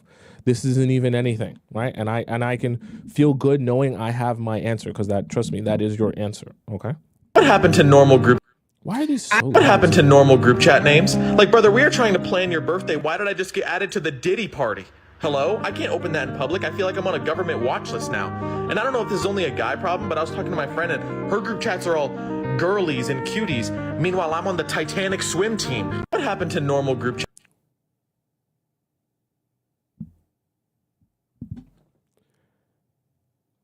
Don't ever take me to no motherfucking zoo. I'm gonna be sad as fuck. Why the fuck is a penguin in Houston, Texas? Send that man back to his hood immediately. That shit is abysmal. Don't ever take me.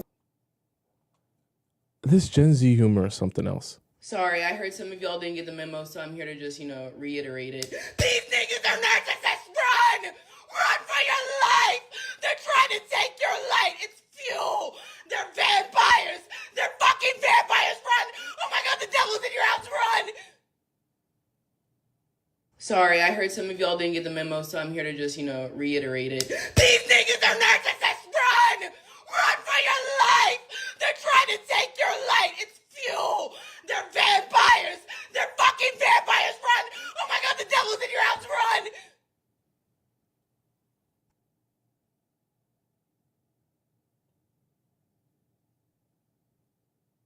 She's not wrong, If you allow a man to suck your soul, not in a good way, like in the bad way, they will. So actually that's part of the magic of this show is that, and I think that's because for some people, they probably wonder, like, why do we talk about topics that are so like negative in the sense of like, oh, if a man's, ignoring you or pulling away or if he's toxic, like, it's really because I want to open your eyes to a lot of things and give you more knowledge and really, because it's easy to kind of be like, well, he's treating me well, so there's not much to think about. There's not much to do. But then kind of navigating the dating world is also understanding what you're not looking for and the different games people will play with you to try to give you a facade that they are what you're looking for when they're really not. So I definitely do think there is a lot of truth to the idea that like men will become energy vampires. Like they'll suck the life out of you if you continue giving without ever receiving anything from them. So you do have to be cautious of when you're starting to date a man, just relaxing yourself, being at peace, doing nothing, and letting that man come to you when and if he's ready. Because that way, he'll be the one investing in you, sacrificing for you like we talked about earlier. And then you'll be able to see, okay, is he actually here for me to invest in me? If I see that on a consistent basis, then I can start easing my way into investing in him. Then and only then. What would you do if... Okay, no I more don't know who sugar needs now. to hear this, but if a man has not explicitly asked you to be his girlfriend, like the words, "Will you be my girlfriend?" has not come out of his mouth. He has not asked you to be his girlfriend. I don't care what y'all do. I don't care how he acts towards you. I don't care if he brought you around his family, his friends, if you see each other every weekend, if you live with him. I don't care. I don't care, okay? Please hear me out. That is not your man. That is not your man. Because as soon as something hits the fan, you find out he's talking to another girl, you find out he lied to you, he is going to sit there and look you in your face and be like, but you're not my girlfriend. Which is honestly crazy. Like, it's nutty. It's nutty that men can do shit like that. But that's really the reality of it. A lot of times, us women, we're givers, right? We're lovers and we're givers. So we will treat a man like our boyfriend, okay? Like, we will give him all of the benefits. We will, you'll cook for him, clean for him, stay at his house, sleep with him, da-da-da-da-da-da. You do all of that for a man that has not asked you to be his girlfriend. What is incentivizing him to ask you? Okay, like really, really deep that for a second. If you're going to give him all the benefits of being his girlfriend without him actually having to ask you to be his girlfriend, then why would he even bother to ask you to be his girlfriend? Because he can have his cake and eat it too in this situation, right? Like, he can go and fuck with any other bitch too. And he will. And he will, okay? Because he can. Because he's getting off on that technicality of like, well, that's not my girl. So I do agree with what she's saying. Obviously, like, when you date a man, it's hard to just give him absolutely nothing. What I'll say in a more realistic sense, you got to pace it, what you give him. And you got to be observant with what you give him and how he responds to that. So you kind of always want to dip your toe into, if you do something for him, how does he respond? Does he continue doing for you and being consistent with you, or does he start to become inconsistent? And you should be very sensitive when you're dating a man, even before you become his girlfriend, to what is his regular pattern of behavior and when is his consistency kind of going down and when does it go up and what is kind of the flow of that in general.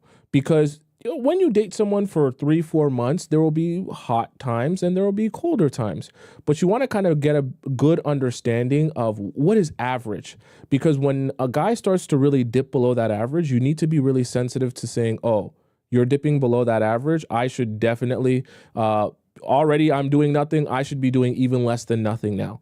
Because you need to decide for yourself if you're going to start to up that frequency and consistency again, because I'm not going to beg for it. So if you decide you're going to continue keeping it right below that average and it's going to kind of just go down all the way to 0, then so be it. It'll drift away and then we'll never speak again. But you literally have to kind of be that hands off with it, but also be that observant about it, as weird as it kind of sounds. Okay, let's hop into our next segment of the show. show. Okay, for those of you who have been OG Players Club members, you know what time is coming up right now. For those of you who are new here, you're in for quite a treat. It is a special time. It is an amazing time. It is a time where you're going to laugh and you're going to cry. Don't look at your clock. Don't look at your watch. Don't look at your phone. Don't look nowhere else in your entire home. If you don't know the time, I'm going to tell you the time. Loud or quiet chat.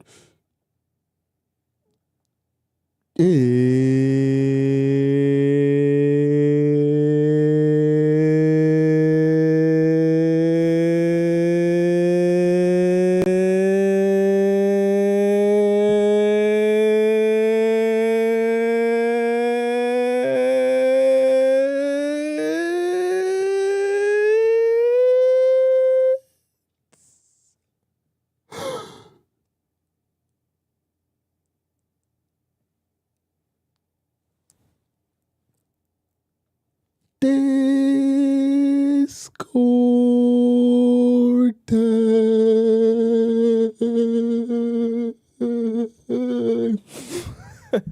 I didn't quiet today, chat. See, I always like to throw you guys off. You never know what's coming with me. Okay, let me pull this up right here so we can get started on Discord time. Hold up, I know my screen is black. Let's see here. Just make sure we all good here for Discord time here. Let me pull up our Discord, okay? And I'll explain to you all what Discord time is, because I know some of you have no idea what I'm talking about. So where'd this go here? Okay, let me drag this over. And we'll start up our Discord time right now, okay? So Discord time is essentially, I'm gonna pull this up on the screen. Discord time is essentially where all the amazing members of our Players Club Discord community get an opportunity to ask me a question about their relationship or their situationship, and I answer it live on the show. Now, there are a couple different ways in which you can ask your question to me, and I'm going to explain all of those different ways to you right now. So what is that? Okay. So the first way to send in your question is by going to the link in my bio if you're on watching this on TikTok, or in my description if you're watching this on YouTube. Click where it says Players Club Discord. When you get into our Discord, you go right into the free relationship advice forum and you can ask your question there. Now, you can see that there are a bunch of highlighted questions in our free Discord section. That's because I'm only one person and I can only answer so many questions. So it's going to take me a couple weeks to get to your question if you ask your question today. Now, if you are very impatient and you don't feel like waiting in order to ask your question, you can also go into our premium relationship advice forum, because this is like a skip the line pass, because I read these questions out before I go into our free section. Now, the only way you're allowed to ask your question in the free section is if you first go into the link in my bio on TikTok or in my description on YouTube, click where it says premium Discord relationship advice, you donate to the show, and then in your donation, you're also going to send in your Discord username and the title of your question. And then you'll be able to, when you send that in to me, I get a notification on my phone. I see that that's you. And then I'm able to then verify that your question should be here, because obviously you're getting to skip the line. So it's got to be fair for everyone. Okay. So the other way to send in your question is for those of you who want to get my advice, but you don't want it to be read out on the show. This is our private relationship advice hotline. This is in our Discord. It's also available in the link in my bio on TikTok or in the description on YouTube. It's where it says private relationship advice. You can go there, click there, type out your question, as many sentences as you want, paragraphs you want, details you want, send it in to me.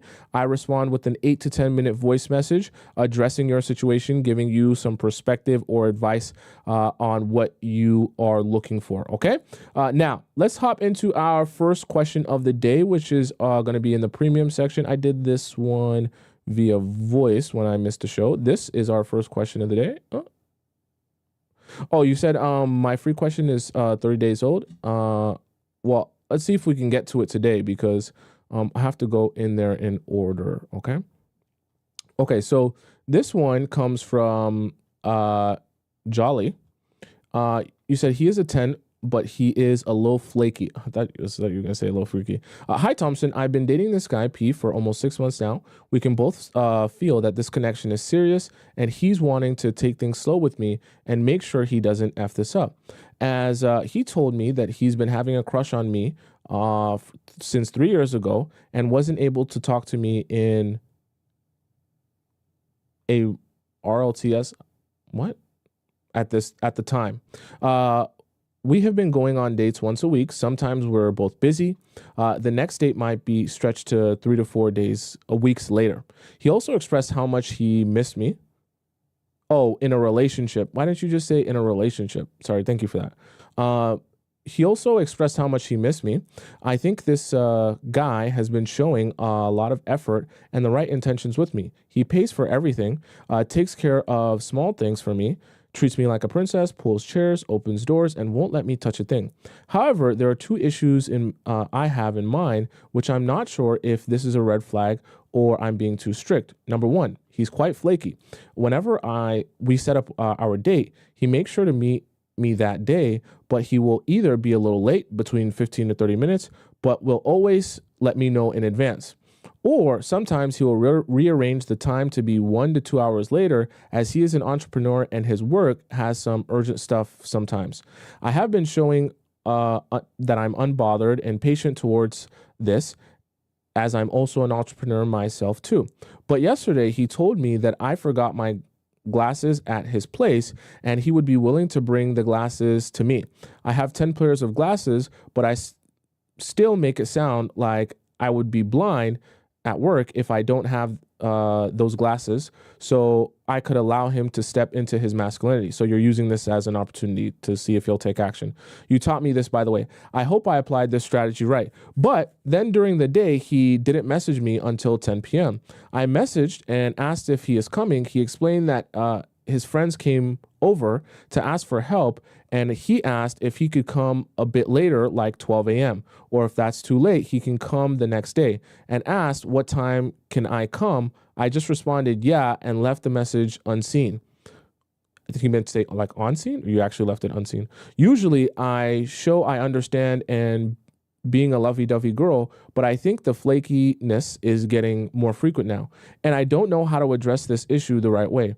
I don't know if I should show that I am unbothered or should switch my energy and only address it to him once he follows up with me and until he asks me what's wrong. So let me address something that you said, a couple of things that you said up here. If you guys are going on dates and he's showing up late to the dates, but he's letting you know beforehand that he's gonna show up late to the date, I don't think that that's a huge problem. Now, obviously, ideally, like time management is something that's important in terms of like, you don't want someone to consistently always be showing up later than the scheduled time, because then it's like, just show up at the time that you're supposed to show up at. Then we'll plan it for later. But at the same time, if he's telling you in advance, at least he's respecting your time, in the sense that if he is going to be late, he's not just going to not say anything to you. So that is better than it is horrible, if that makes any sense. Now I'm not saying you should accept the bare minimum, but I'm just saying that's not the worst thing in the world. Now, as it relates to him and your glasses, I think that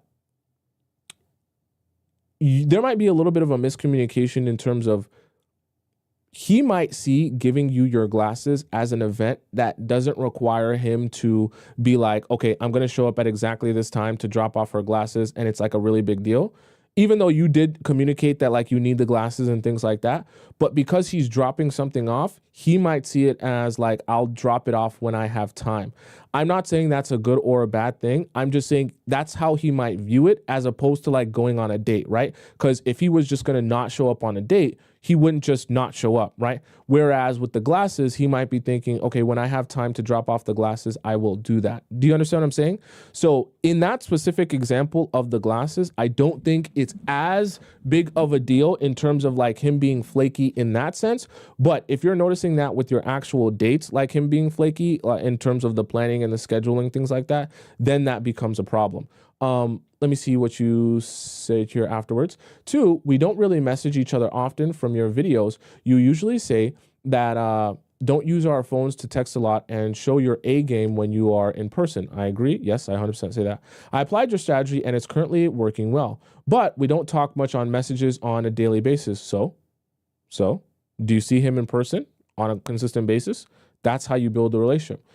We only message each other 1 to 2 times a day to check up on each other. So he's busy. You're also an entrepreneur. What is the real purpose?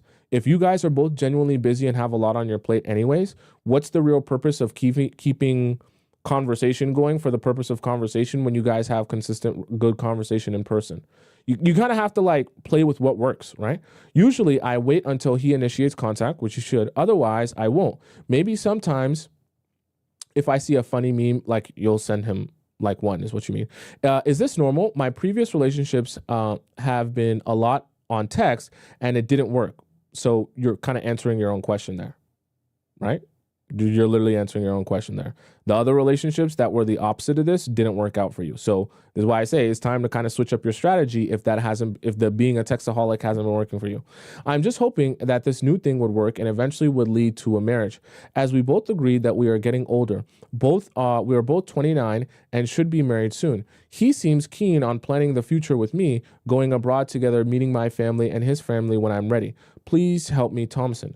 I understand the concept of do not twist his arm, as he was being a man and offered to bring my glasses to me, but I couldn't help it but feel like he was prioritizing his friends over me. Like, I get what you're saying, but at the same time, it's a glasses. So if it's true what he's saying, that his friends came over and they needed something like urgently or was important, like you have to like be fair in understanding, like, if someone's here with you in person, oh, I need your help with this, I need this, I need that, like, and they're there to say, no, I'm not going to attend to you and your needs, even though you're my friend, to go deliver someone glasses. Like, most people they're not going to prioritize life that way.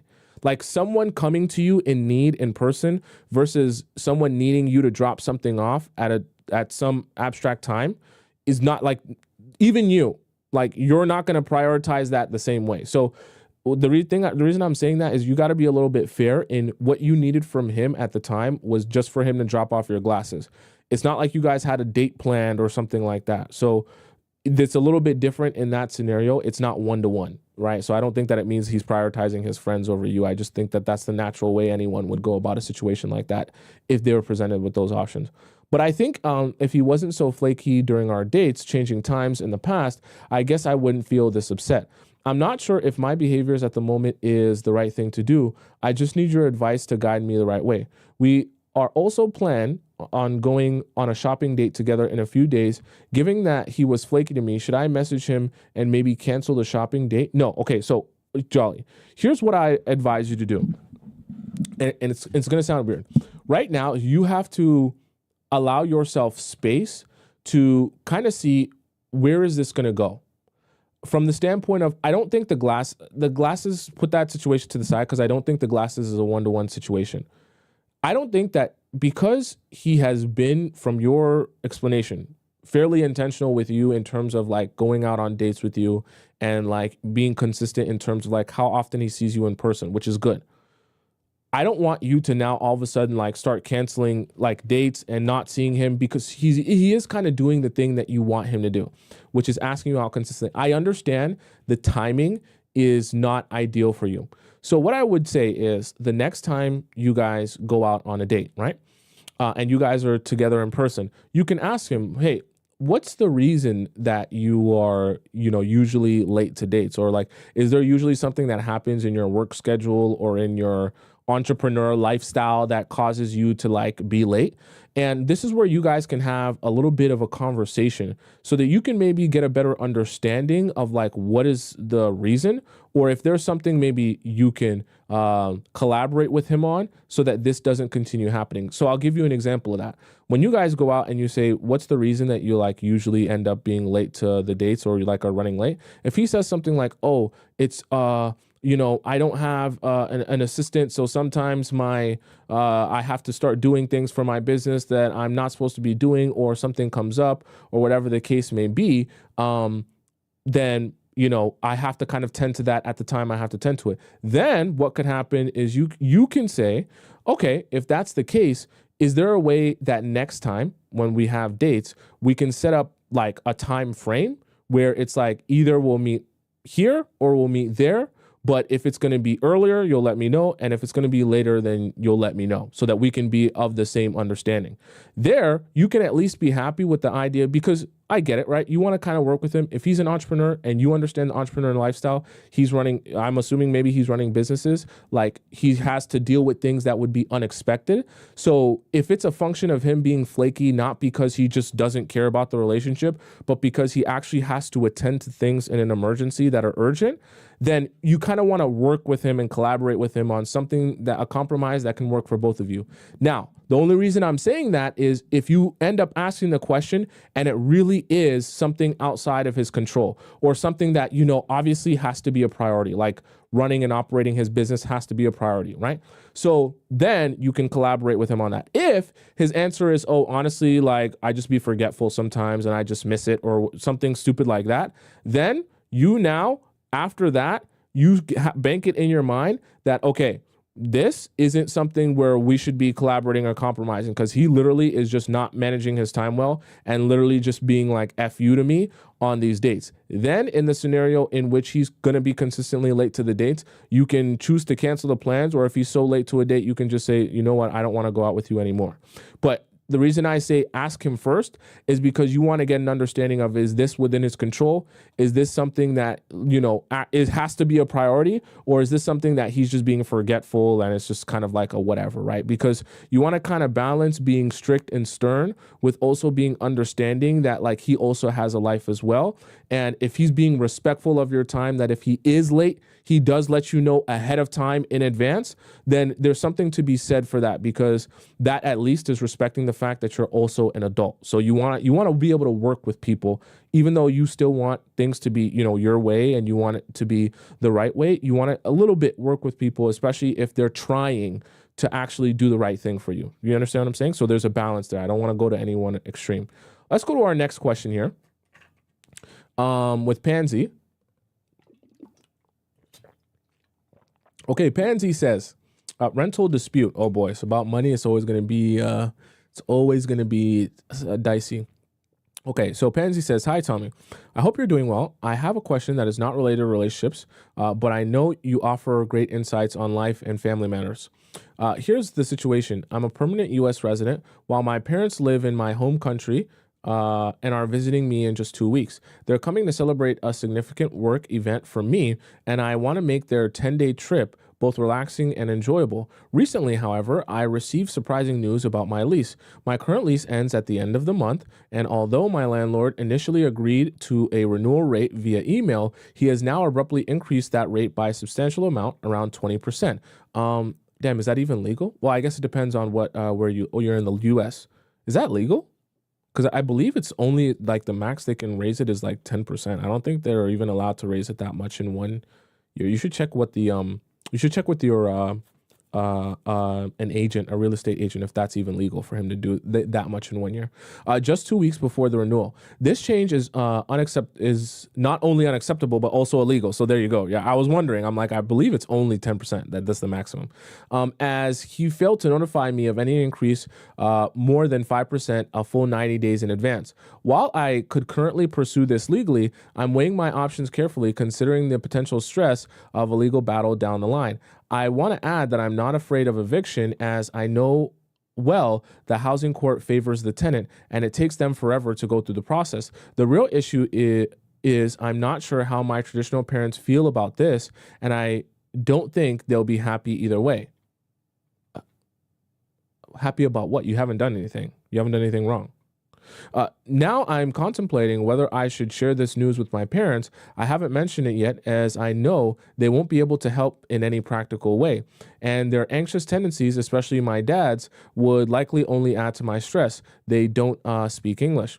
I'm actively seeking legal advice, but it's been challenging to connect with someone in this current time frame. Financially, moving isn't a viable option for me right now. I'm not prepared to relocate, especially with 4 pets in the mix. I'm aware my landlord is trying to rush me, but I don't respond without proper legal counsel, as any statement I make could be used against me later. So my main question is whether I should inform my parents about this situation, and if so, at what point. It's tough to keep this from them since they deeply care, but I can already anticipate their reactions, potentially increasing my anxiety. Things like, I told you so. Some context. My apartment is not rent stabilized, which means my landlord can technically raise my rent to any amount. However, it is illegal for them to notify me with less than 90 days notice. I don't need to move out by the end of the month, especially since my landlord offered me a month-and-a-half extension, but I don't want to accept it out of frustration. I haven't responded. I feel completely blindsided by the situation. I've been living here 4 years and was prepared to sign another 2-year lease, which he initially agreed. My financial circumstances, not about money, but more about my personal circumstances, make moving a more significant challenge right now. On top of that, I'm extremely busy and with work and preparing for my parents' visit, leaving me with no mental capacity to deal with relocating. I've had a good relationship with my landlord in the past, but it seems unusually inflexible this time, stating he just got laid off and can afford to rent below market rates. Yeah, whatever, excuses. While I understand the current rental rate is tough, that doesn't change the fact that the rent is already high before it increases. You don't feel bad for the landlord. Realistically, if he really was in a squeeze, he could just sell the building. It's not like he's really in that much, I can't pay. Stop. Don't feel pity for your landlord. Historically, my parents have been able to provide emotional and physical support. Haven't been able to provide emotional and physical support, only financial assistance. And they themselves are definitely not rich, if not struggling. Given all these factors, I'm inclined to stand my ground and play hardball on this issue. The timing certainly is challenging with everything happening. Just thinking about how to tell my parents is adding to my stress. I'd appreciate any advice you have on this.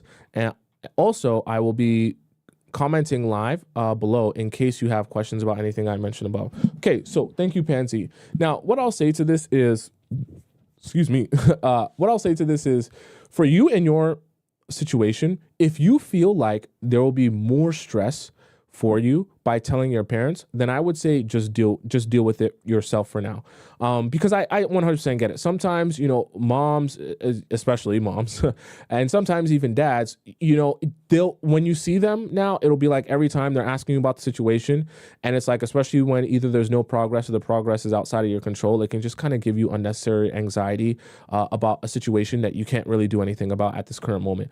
The number one person I think you should be talking to is either finding a realtor that you've worked with in the past or a realtor that's a friend of a friend. I know a lot of people that are becoming realtors now, and talk to them about whether they know any real estate lawyers, because there's a good chance most real estate agents have some sort of connection to a real estate lawyer, because obviously it's very closely related.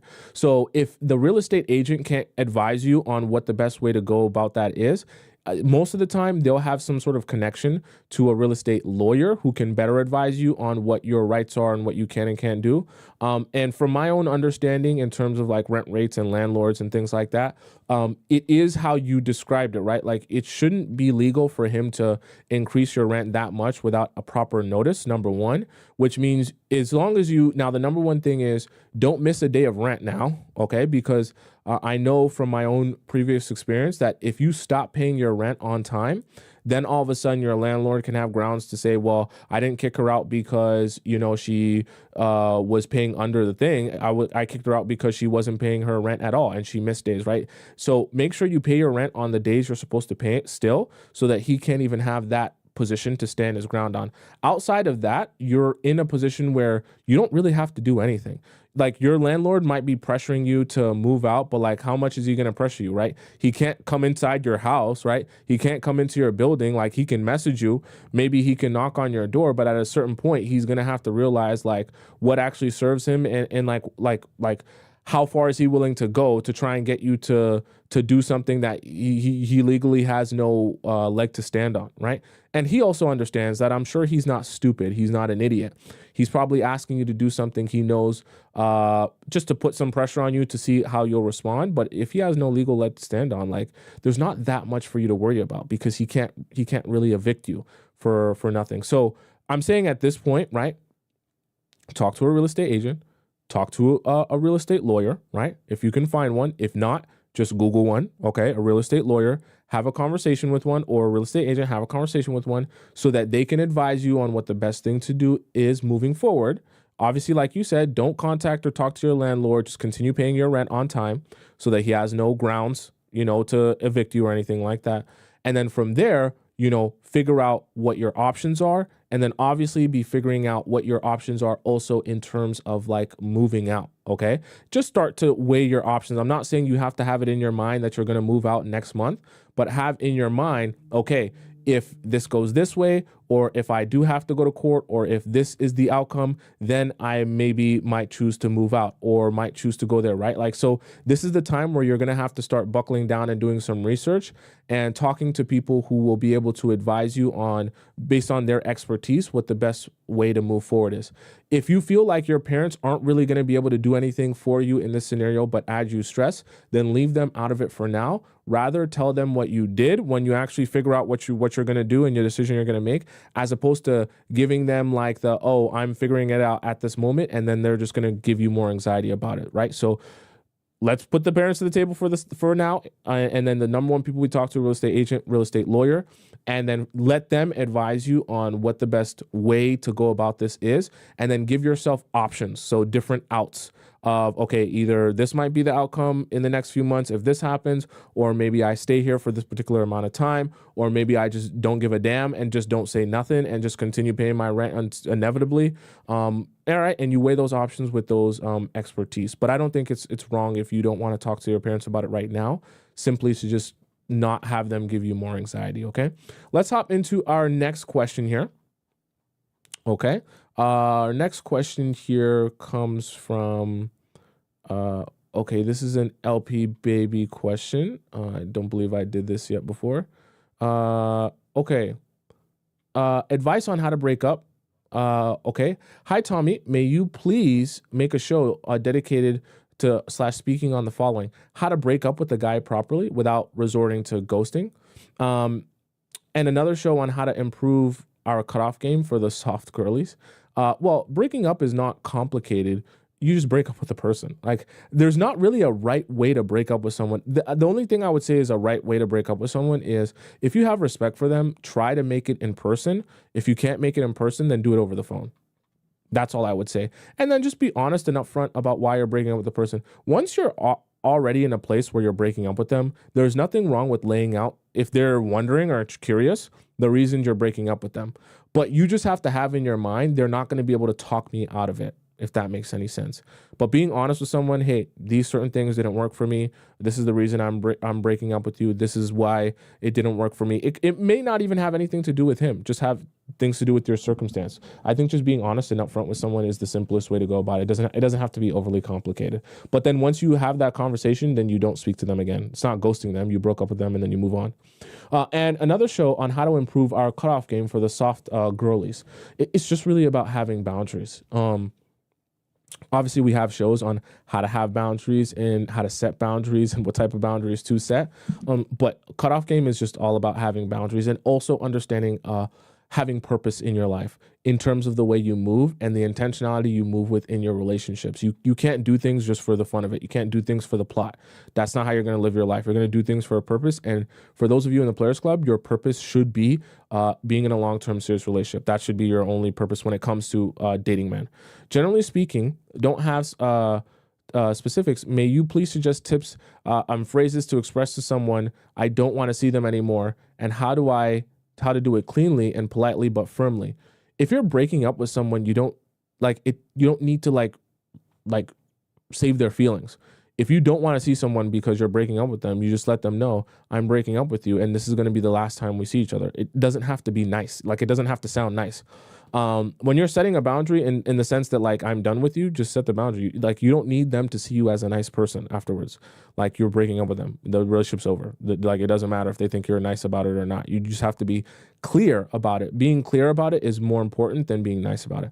As I've said before, I tend to ghost and avoid men if I become uninterested to avoid hurting their feelings. So I know that I could benefit from your advice on how to get better at letting men down instead of disappearing on them. I'm not dating anymore, but I just just know guys will start popping up again. They typically do, especially as I continue to heal and glow up.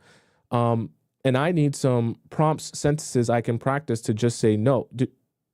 You just say no. It's not like you're making it overly complicated. You just say no. If you're not ready to date, you don't want to hang out with the person, you don't need to explain yourself to everyone. You just tell them, no, like I'm good on going on a date. I appreciate the offer. I'm good on going on a date though. It's like, it's fine. Like you're okay. No, but the sky's not gonna fall. I find it hard to let guys down. I tend to be really considerate of others' feelings and their ego, perhaps to a fault. Also, when I become too attached to someone I'm dating exclusively, it becomes very hard to leave. In my past, I couldn't leave unhealthy relationships, maybe due to trauma bonds and or sharing soul ties after sleeping with my boyfriend at the time. I'd love to know your advice for those, aka me, on not having the strength at the time to leave. Additionally, I know I can be a little bit of a pushover, so that's why I ghost, just to avoid having to let the men down. I mean, you're making it worse when you ghost them. So you're not really, so this is the thing, right? You're thinking you're doing it you're thinking you're such a nice person that you don't like to let men down, but you're letting them down more when you ghost them than you are just telling them straight up. You know what I mean? So if that's your goal, to like save them and not, be super mean to them and make them feel really shitty or really poopy, then you do that by being upfront with them, not by ghosting them. Ghosting them is the worst thing you can do in that sense. I know it's not the correct approach, so I come to you for some guidance, please and thank you. Okay, so this is your summary of what you were asking. Yeah, so here's the thing, right? Certain things I can help you guys with, certain things I can't. So, for example, saying no, if you're breaking up with someone or it's not the right time for you, like, you just say no. Like, I can't explain it any simpler than you just have to say it. There's nothing really you can practice. There's nothing really, you just have to get over your fear of disappointing people and realize that the person's happiness that you are the most concerned about is your own. You're not a selfish person because you're concerned about your own happiness. You just need to figure out what makes you happy first, address that. That's the only way you'll ever be a good partner to anyone, is by serving your own happiness first. And then once your happiness is served, then you can start figuring out how you pour into other people. So you don't have to think of saying no as disappointing people. Think of saying no as, okay, I need to make me happy first. So if right now I'm in a mental state where I can't be going out on dates, I'm in a mental state where I don't have any energy to give or pour into someone, I'm in a mental state where I'm still involved or thinking about my last ex or my last situationship, and I can't properly be here and present romantically with someone new, I'm doing something for myself and my own happiness by turning this offer down. And if that guy's disappointed, I'm sorry that he's disappointed, but sometimes you have to disappoint people to keep yourself happy and keep yourself sane. Because at the end of the day, you making this guy happy by going out on a date with him or spending some time with him, and you end up miserable in the end, the only person that you're going to have to deal with in terms of happiness or misery is yourself. And so the only person whose happiness really matters is yours. Because if you make this guy happy at the expense of yours, 10 years down the line, you'll be wondering why the hell you did that. Because at the end of the day, if he's not in your life, what does it matter whether you did for him at the expense of doing for you, right? So, but aside from that, you're just going to have to practice it little by little, getting there and, understanding that even though some people might be disappointed with your answers, it's okay. The sky's not going to fall. And if they don't want to be your friend, they don't want to talk to you because you don't want to date them, so be it. Life goes on. There'll be more friends, more days. Trust me. All right, let's go to our next question. This one is sex ed question. You guys have a lot of questions about sex for me. Okay. All right. Sex ed questions from lovely Lisa. Okay, so you're 26. You're married to a 28-year-old man. What advice do you have for couples if there are slightly different pineapple drives? Like, if the man wants to have pineapples every day and the woman is satisfied with pineapples, just our code word for SEX, 1 to 3 times a week. Are you saying that's you, or like, what are you saying? You should just ask for yourself. Okay, so I'll answer this first. I'll be honest with you. Okay, I'll be super honest with you. This is something that should be worked out beforehand. I'm being like super serious, like super real, super serious, super real. You should not be getting into a relationship without an understanding of your sexual compatibility with someone. I'm not saying you guys have to have sex. This is why I say questions are the key to unlocking a lot of your questions, right? When you ask questions strategically, you can get a lot of understanding, a lot more than not. So what I mean by that is before you even have sex with a guy, you should be talking about sex. Now, I'm not talking about sex from the standpoint of like dirty talking, but like talking about like sex lifestyle, sexual approach, sexual preferences. You don't have to be doing it to discuss it, right? And it doesn't have to be in the bedroom for you guys to even think that it's a topic worth discussing. The reason I say this is as you get to know someone more and more over the course of time, by the time you finally do have sex, you should have an understanding of your level of compatibility with that person to a certain extent. What is this person like? What are they into? What is, the amount of sex drive they have or a lack of sex drive they have? If you're someone who likes to have sex 1 to 3 times a week, that should be something that you guys have some sort of discussion about. How often, right? So when you approach a guy, or when you're dating a guy and you're having conversation with him, right? And you're asking him things about like how ideally does he want a relationship to go?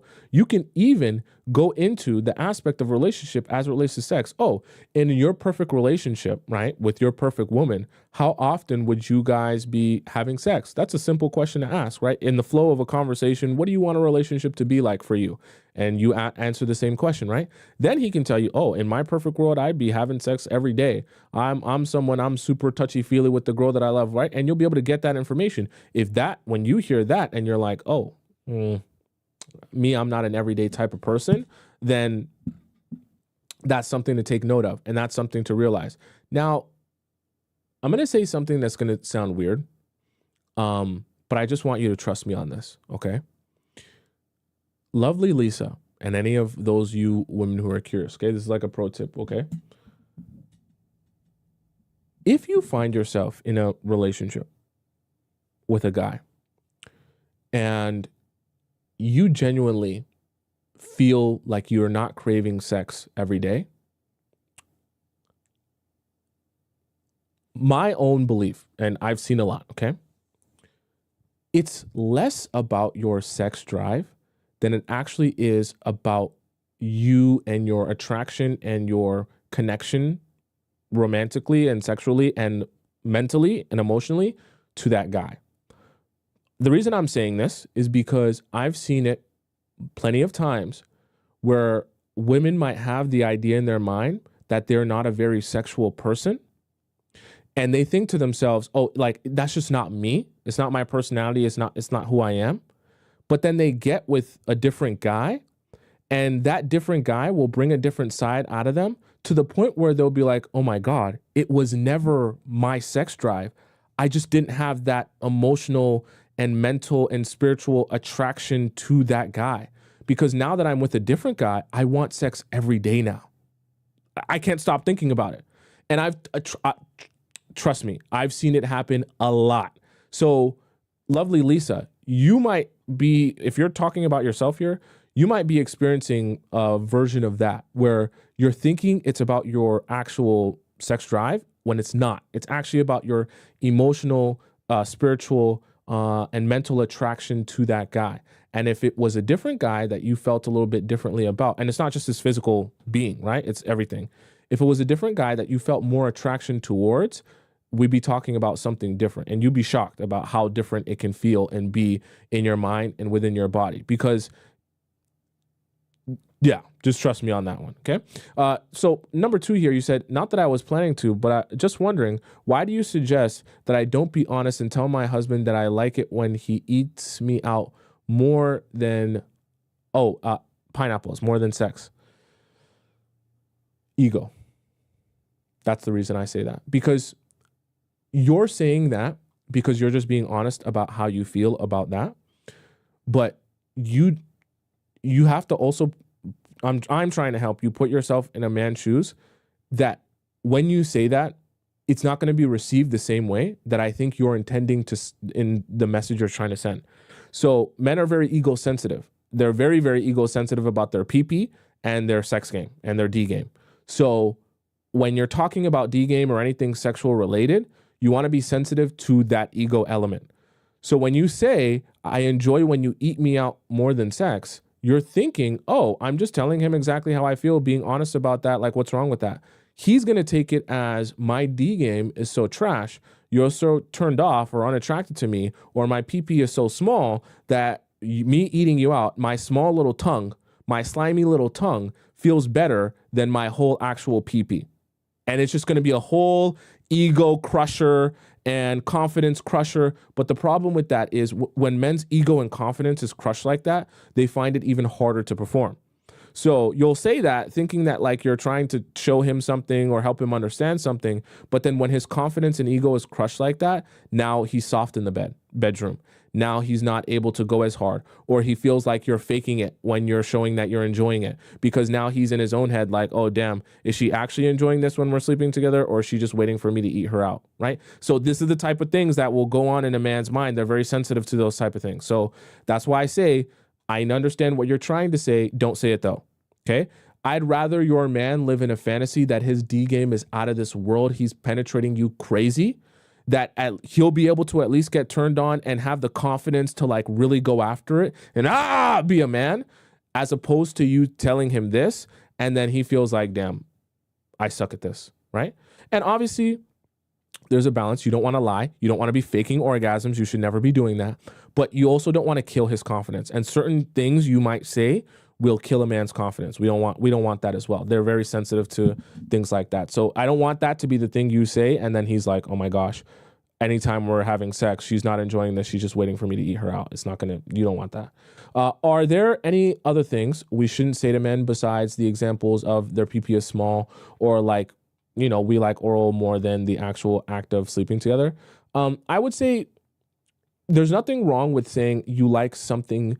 So this is really pleasurable to me. This one, not so much. But you want to stay away from broad concepts like, I like when you eat me out better than when we actually have real penetration, because that's not gonna do the right thing. Now you can tweak that. So for example, you can say, I like this position better than this other position. Right? That's a way to kind of work with him, because then he's not going to take it as, oh, my D game is trash. He'll just take it as, oh, this is the one that feels best for you.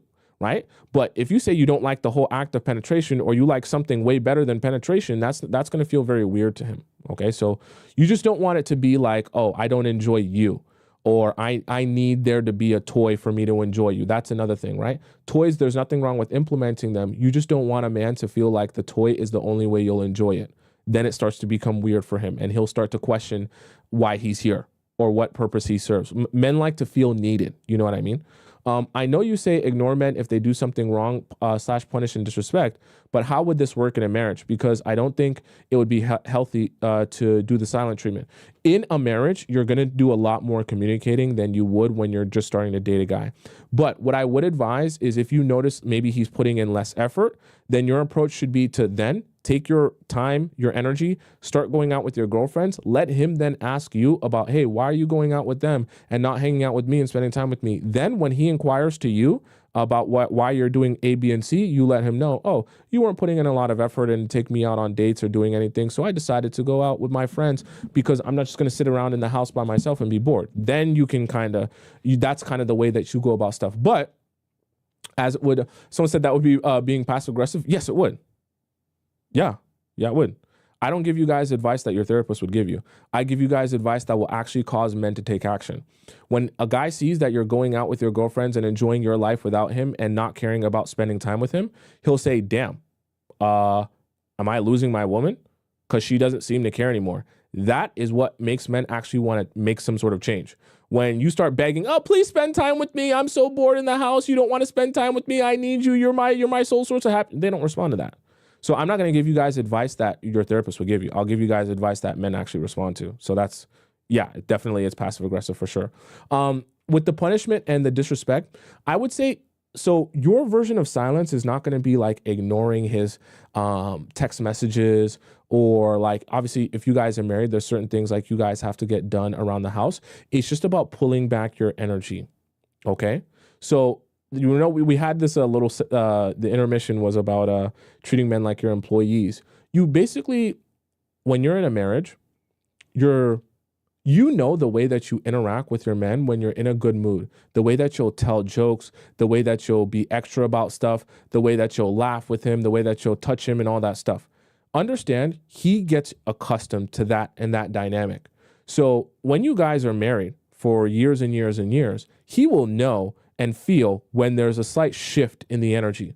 So even if you're responding to his text or even if you're answering his questions, he'll feel and the sense of the energy shift of like, you're not being as jokey as you usually are. You're not being as touchy as you usually are. You're not being as fun and jovial and loose and like as you usually are. When he feels that shift, he'll begin to ask himself questions. What's going on? Why is this happening? Why is she acting this way? Did I do something wrong? Right? Then in the process of him asking himself these questions, he's smart asking you, are you okay? Is something bothering you? Did I do something? Then when he prompts you by asking you, you then respond with the thing that's bothering you, right? In a marriage, I think it's very much just like you just want to pull your energy back enough for him to inquire what's going on and what the problem is. Then when he inquires, you then communicate with him what the problem is, because it allows men to be in a place where they're more ready to receive when they ask you what's wrong, what's going on, is there an issue, as opposed to you over explaining and he feels like you're nagging him. Okay? Right? Someone says this is not healthy. Don't do that. Hey, listen, like I said, I'm not giving you advice that your therapist will give you. I'm going to give you advice that men actually respond to. For men, they need to be prompted within themselves to say, okay, something needs to change here. I don't like the feeling of this. I don't like the energy here. I don't like the vibe here. I want to ask or inquire about what's going on here. When he asks or inquires, it's not like you ignore him. Then you can explain to him what's going on with you or why you're upset. But let him ask or inquire, because then he'll be in a much better place to receive whatever answer you give and whatever communication you want him to hear, as opposed to you telling him and his mind and ears are closed off to what your needs are because he's like, I don't even want to hear it. I didn't even ask about it, right? So you have to give men space to come to you and inquire, right? They have happy wife, happy life for a reason. If he cares about you, he should be inquiring about your switch in energy or why you don't seem as enthused or happy as before. If he's not, then we have a whole different problem on our hands, okay? But you can't even be over explaining to your husband if he's not inquiring about you. So let's hop into our next question. Okay, so our next question here. Found out sister is talking to my ex and likes him. What?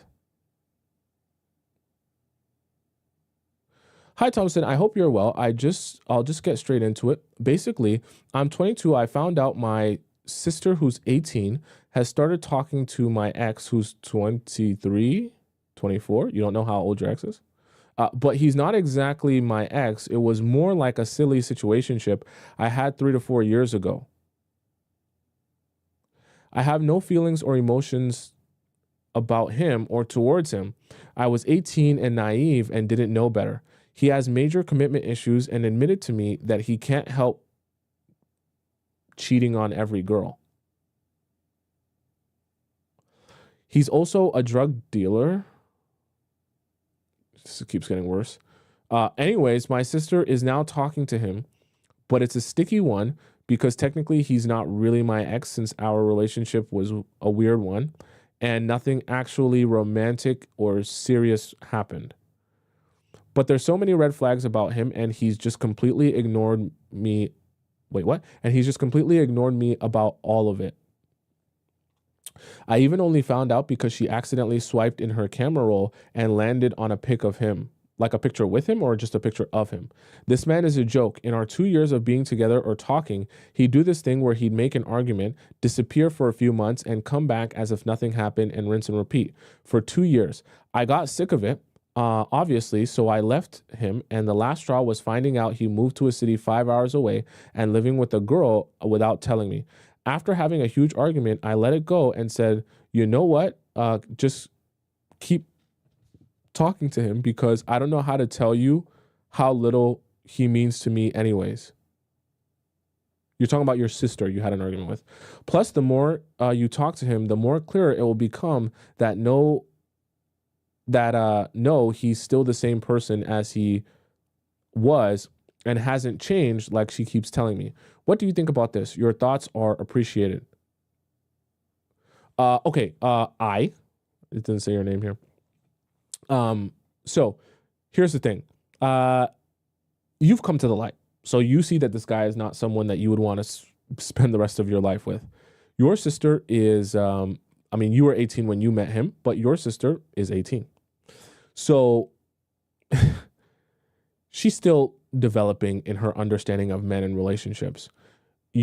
All you do is you do your big sister job of letting her know what's up with this guy, letting him know what your experience was with him, and letting him know that you wouldn't advise her to be talking to him. Once you do that, your job is done. You cannot spend all your days and energy trying to save her from the inevitable. She needs now to learn for herself firsthand what it's like to go through being with a man who is going to disappoint her. I know it sucks because when you can see like the train wreck coming, you feel like you're responsible for stopping it. But even when it's your sister, the most you can do is let her know, right, what's coming. Let her know what your experience has been. And then from there, you have to let her be an adult and make her own. I know she's only 18, but you have to let her make her own decision because you can't save her. She has to learn for herself, because the same way you came to this realization and you're like, nah, I would never go back to that guy. I would never make that same mistake again. Like, to a certain extent, some people, they need to learn for themselves. For some people, they're good at being able to take information from people smarter and wiser than them and not make the same mistake. But for some people, they need to make the mistake themselves before they see the light.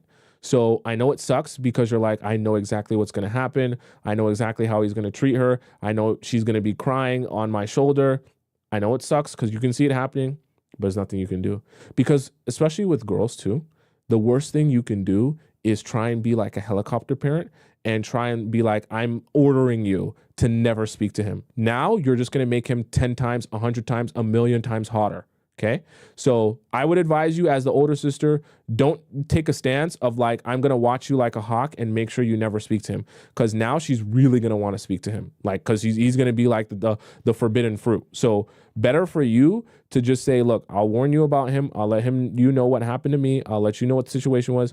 It seems like you already had that conversation with her. Now you're hands off, and just be expecting. I know it sucks, but as the older sibling, you just be expecting of the day where she's going to cry. Oh my gosh, he disappointed me. Oh my gosh, he cheated on me. Oh my gosh, he did this, he did that. You just be a nice older sister, shoulder to cry on. They're there. It's okay. You don't have to say, I told you so.